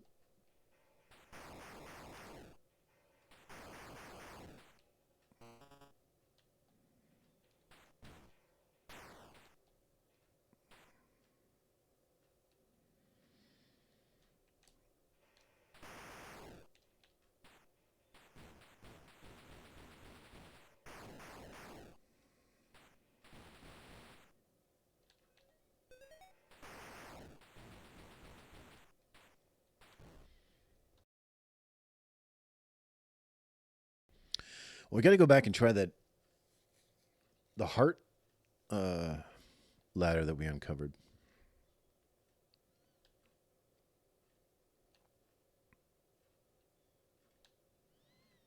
Wrong way.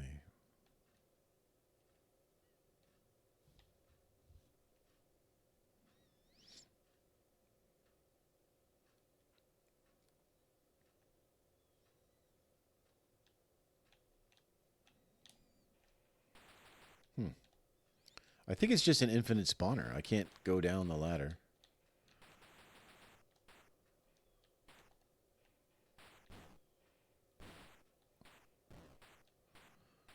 That means you could get infinite points just chilling here.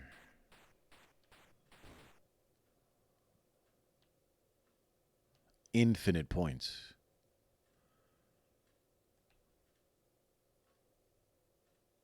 He wants to challenge my high score. Getting 10 points at a time. I guess I'd have to like tape down the A button and just go for dinner. And then come back and have an infinitely huge score.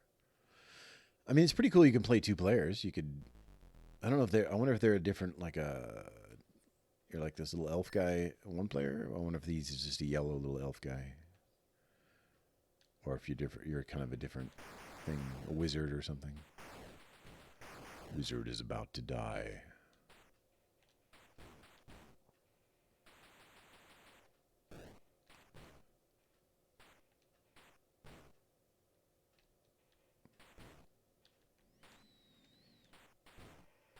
I really like Gauntlet Legends, by the way. Just thought I'd point that out.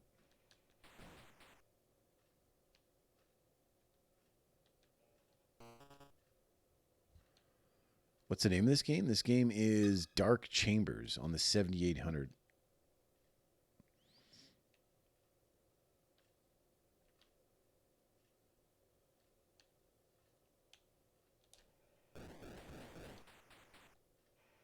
The guy just absorbed into me, took all my health.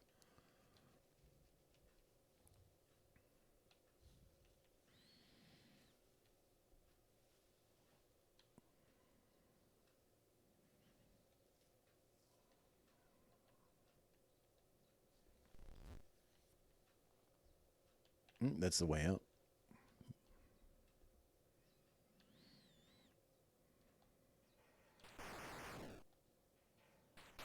What's the point of these, I wonder?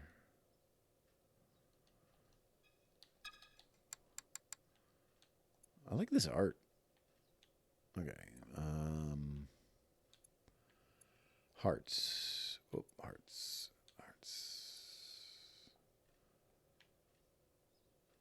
Hearts are hidden throughout the chambers, but shoot a heart only when your hero really needs it. Otherwise, your heart will turn into an underground spawner. Oh, okay.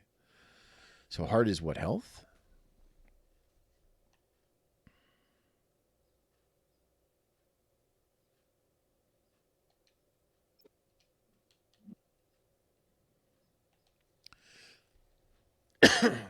Excuse me.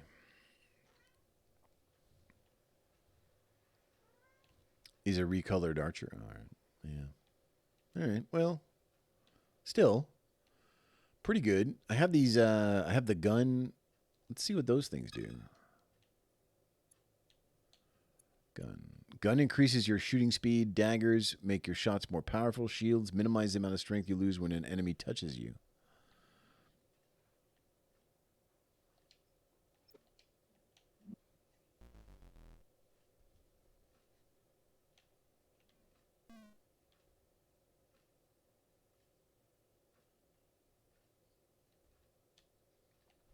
Yeah, I can get down with this. What does it say about the enemies? Well, hold on a sec. What does it say about playing the game?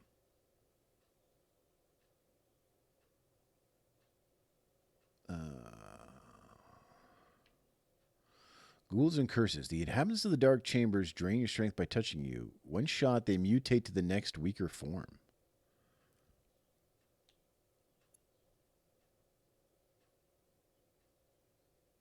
That's really weird.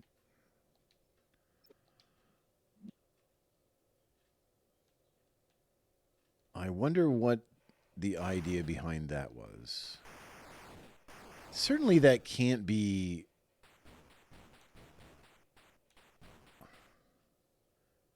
do you think that that was their original idea? Or do you think that there was something that, like you said, it was a technical thing or something? Because it seems so odd.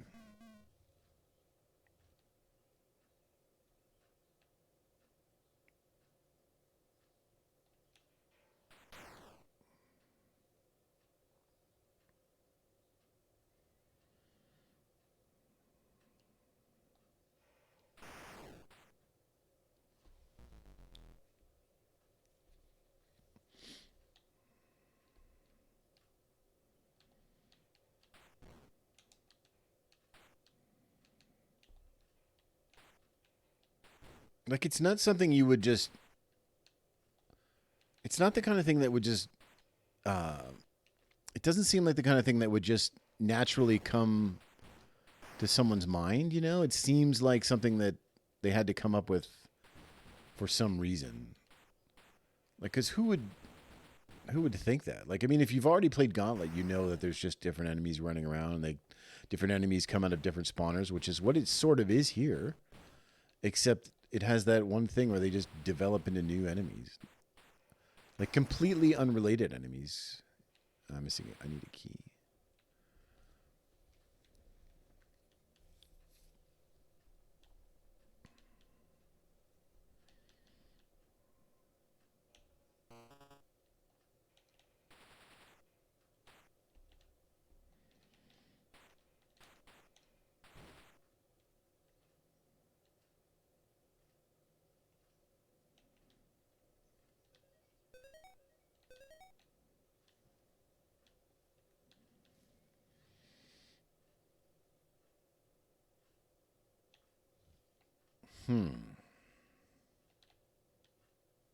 I see. So basically every enemy has 1 health. See, that's how they make enemies stronger without having...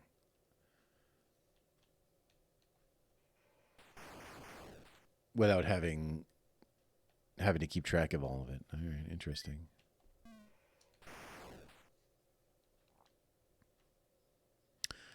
I think... Yeah. It's fine. Like, it doesn't ruin the experience or anything, but it is weird. And it sticks out.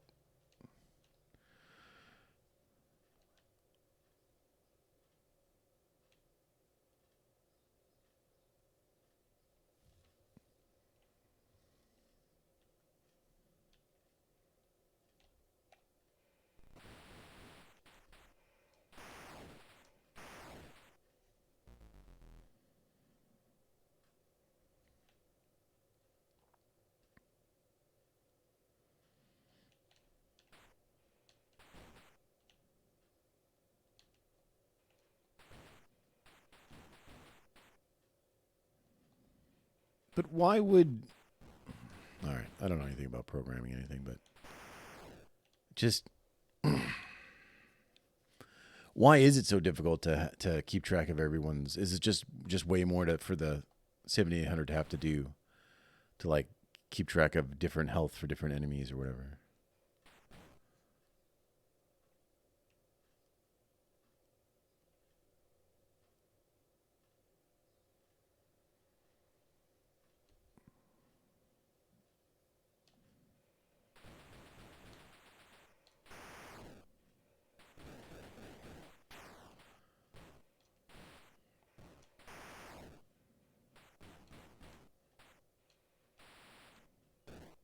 Is that poison?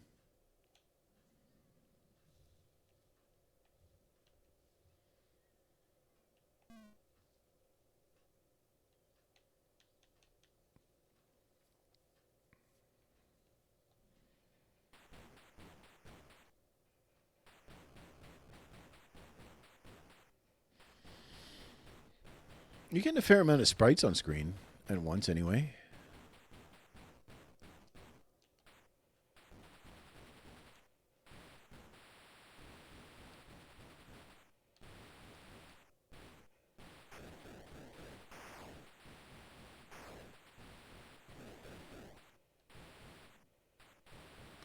It also has the same feeling where, like, sometimes there's just so many enemies that if you, like Gauntlet, if you want to make some headway, you just have to run into them because you can't, your shot doesn't make enough, not killing them fast enough.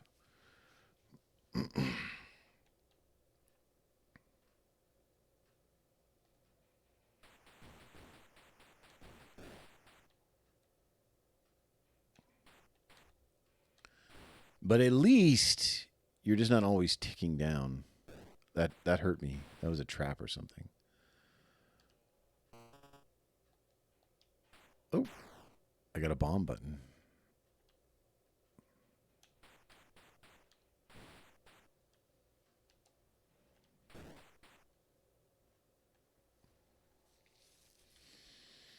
Man, I gotta quit soon and get some lunch, aka breakfast.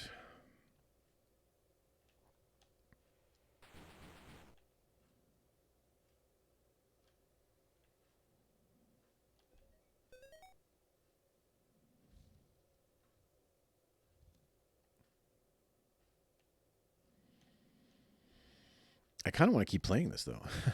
I mean, it's kind of okay. You know, you would have had a lot of fun with your friends with this too. Like dungeon crawling together. Well, it would have been a good time. I don't think I can pick this up because I already have a gun. Yeah.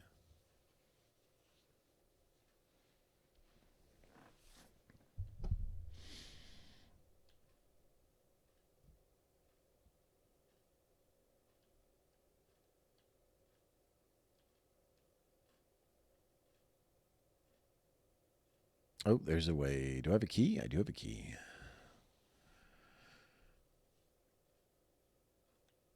Just play with two controllers. Have you done that before? Like played a game with the other player? I used to start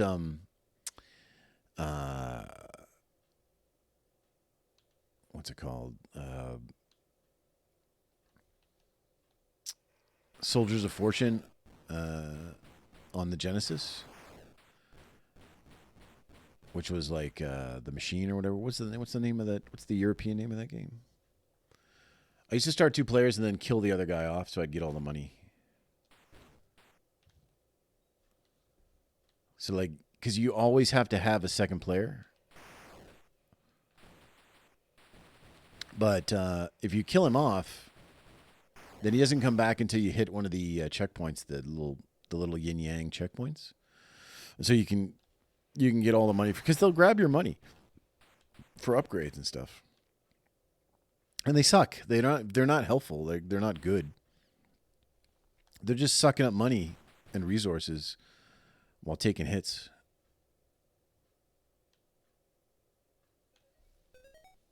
Yeah, Chaos Engine, that's right. Yeah, that's right.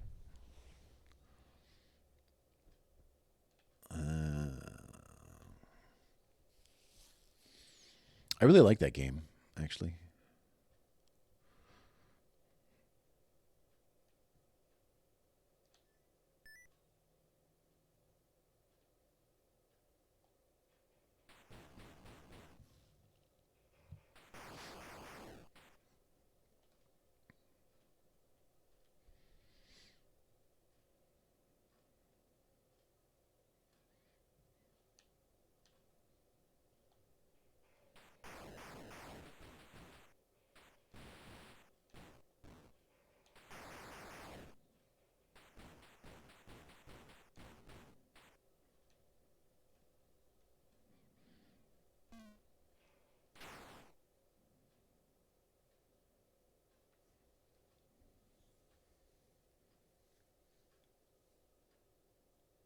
I will say the game seems pretty easy so far.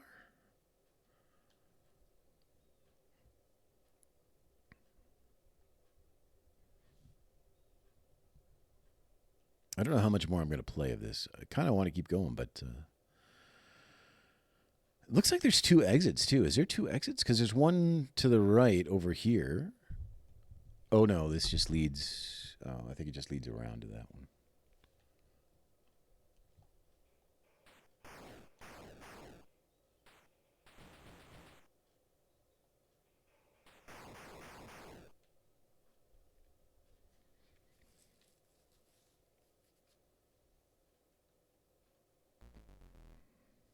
I mean, what happens when you get to level Z? Is it AA or what? Does it just keep going? Is it infinite? Is Gauntlet infinite, or does it just end eventually? I could never. I don't think I ever remember the story with that.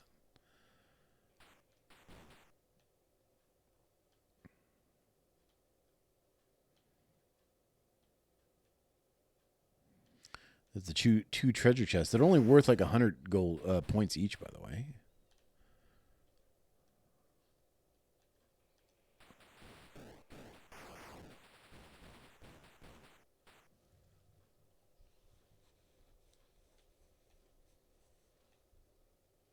Oh, it's a maze. So you can like...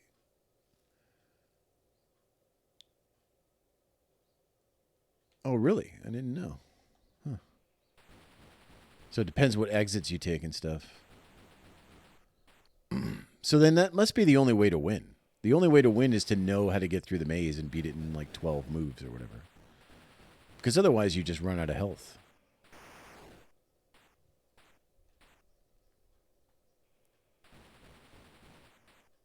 I never played much of that. I played some of it, but not a ton of it. Can I shoot this, or do you have to pick it up? You have to pick it up. That's annoying. Seven Sorrows, the gauntlet, the other gauntlet one. I didn't like it as much as Legends or Dark Legends or whatever it was.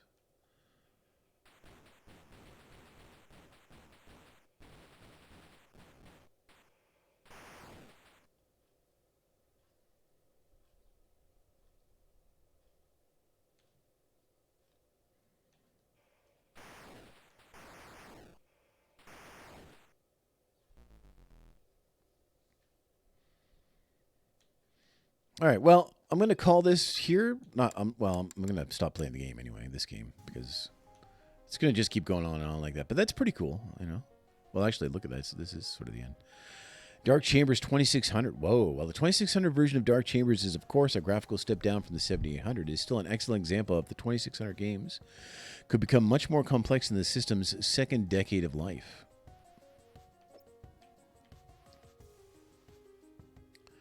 All right, let's check this out, I guess. Dark Chambers offers dungeon-crawling action RPG gameplay inspired by John Palavich's 1983 Atari computer game Dandy. Dark Chambers' large 16K cartridge size in 1989 would have been unfathomable during the VCS's heyday a decade earlier.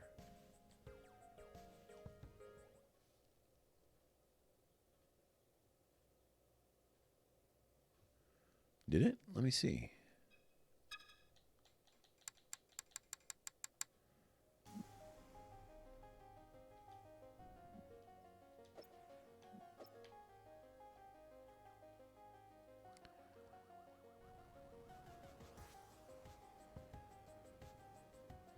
Hard to say.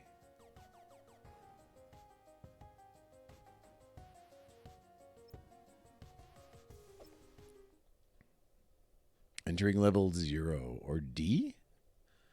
Looks more like D. Ooh, I don't know about this.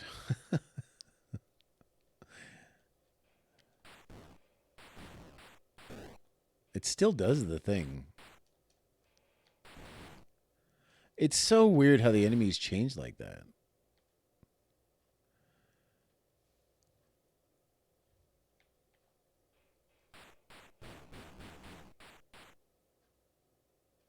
It's really slow. Also, not being able to see the whole screen means you're probably going to get lost more. I assume that's the stairs.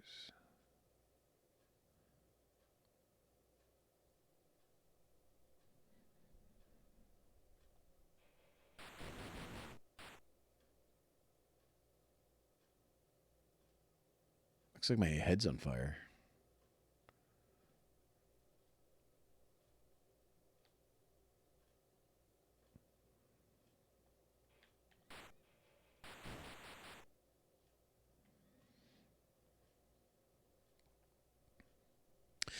I mean, you know, if all you had was a 2600, I guess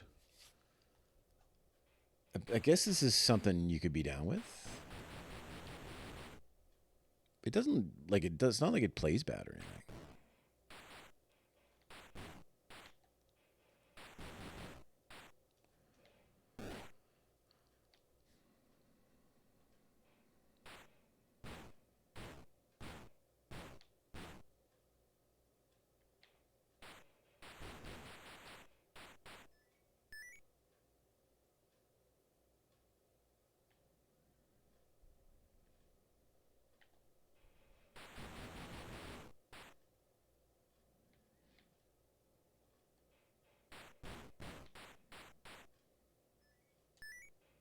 How do you use the bomb if there's only one button?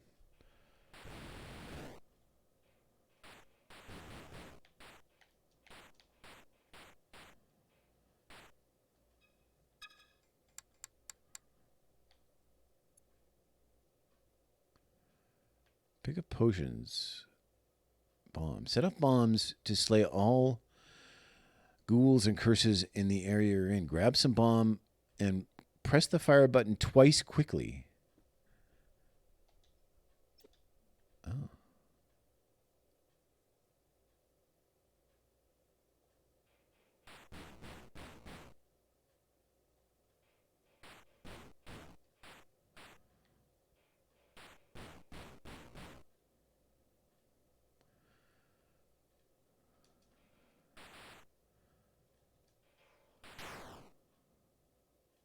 I did it.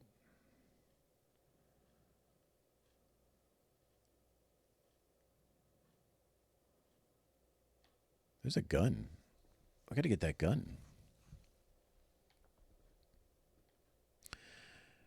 Is this the one that was locked, right? Oh, the enemies come back? Oh, this game's not as good as... I don't think this game is as good then. Oh, I mean, clearly it's not as good, but... The enemies coming back is not as... Even the spawners look like they come back. Right? Like if I go back here, is that spawner back in? Oh, no, it's not there now. Maybe because I got the door? The enemies do come back, though. There's treasure over there.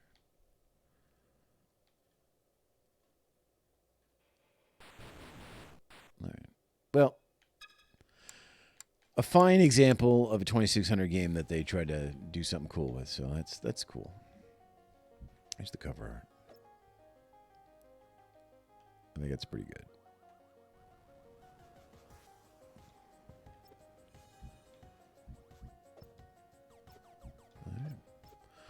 More than games. Well, the video game business crashed in the mid-1980s. The home computer business thrived, and Atari played a major part in bringing computers into homes. Computer generation. All right. Well, I guess this is where we're going to call the stream, because we got through that section. Let's go back to our thing here. Look at that. Highs and lows. Arcade Origins, highs and lows. Dawn of PCs. All right. I'll come back again and play some more. I don't know. I might even come back later because I really don't have anything to do today. I have the day off. But,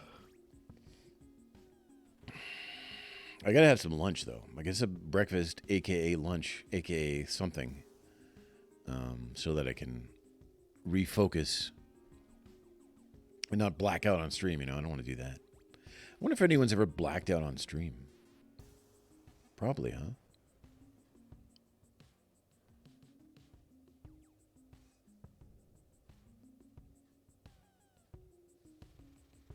Definitely? Definitely, huh? I wonder what... I don't want to spoil it. I don't want to go forward and look, but this is something I won't know about. Like, I'll know about these, but I don't know about these. Dawn of PCs. I don't imagine there's going to be too many playable ones because you're going to require a keyboard, and then it probably has a virtual keyboard or something. It's going to be nuts, so... I don't know how many of these we're going to, like, get into or play, but if there is many to play, but... And then I wonder, like... Lynx and Jaguar. Yeah, we're going to play some Lynx and Jaguar games. I don't know what games they're going to have available, but I imagine not the Alien game, the Alien versus the Marines game that everyone loves. But we'll see. And then these two were DLC, actually. That's downloadable content. So we'll check those out after, too. All right. Well, thanks for hanging out, McTeddy. If I catch you next time, that'd be great. If not, you take care of yourself. I will be back at some point to play more.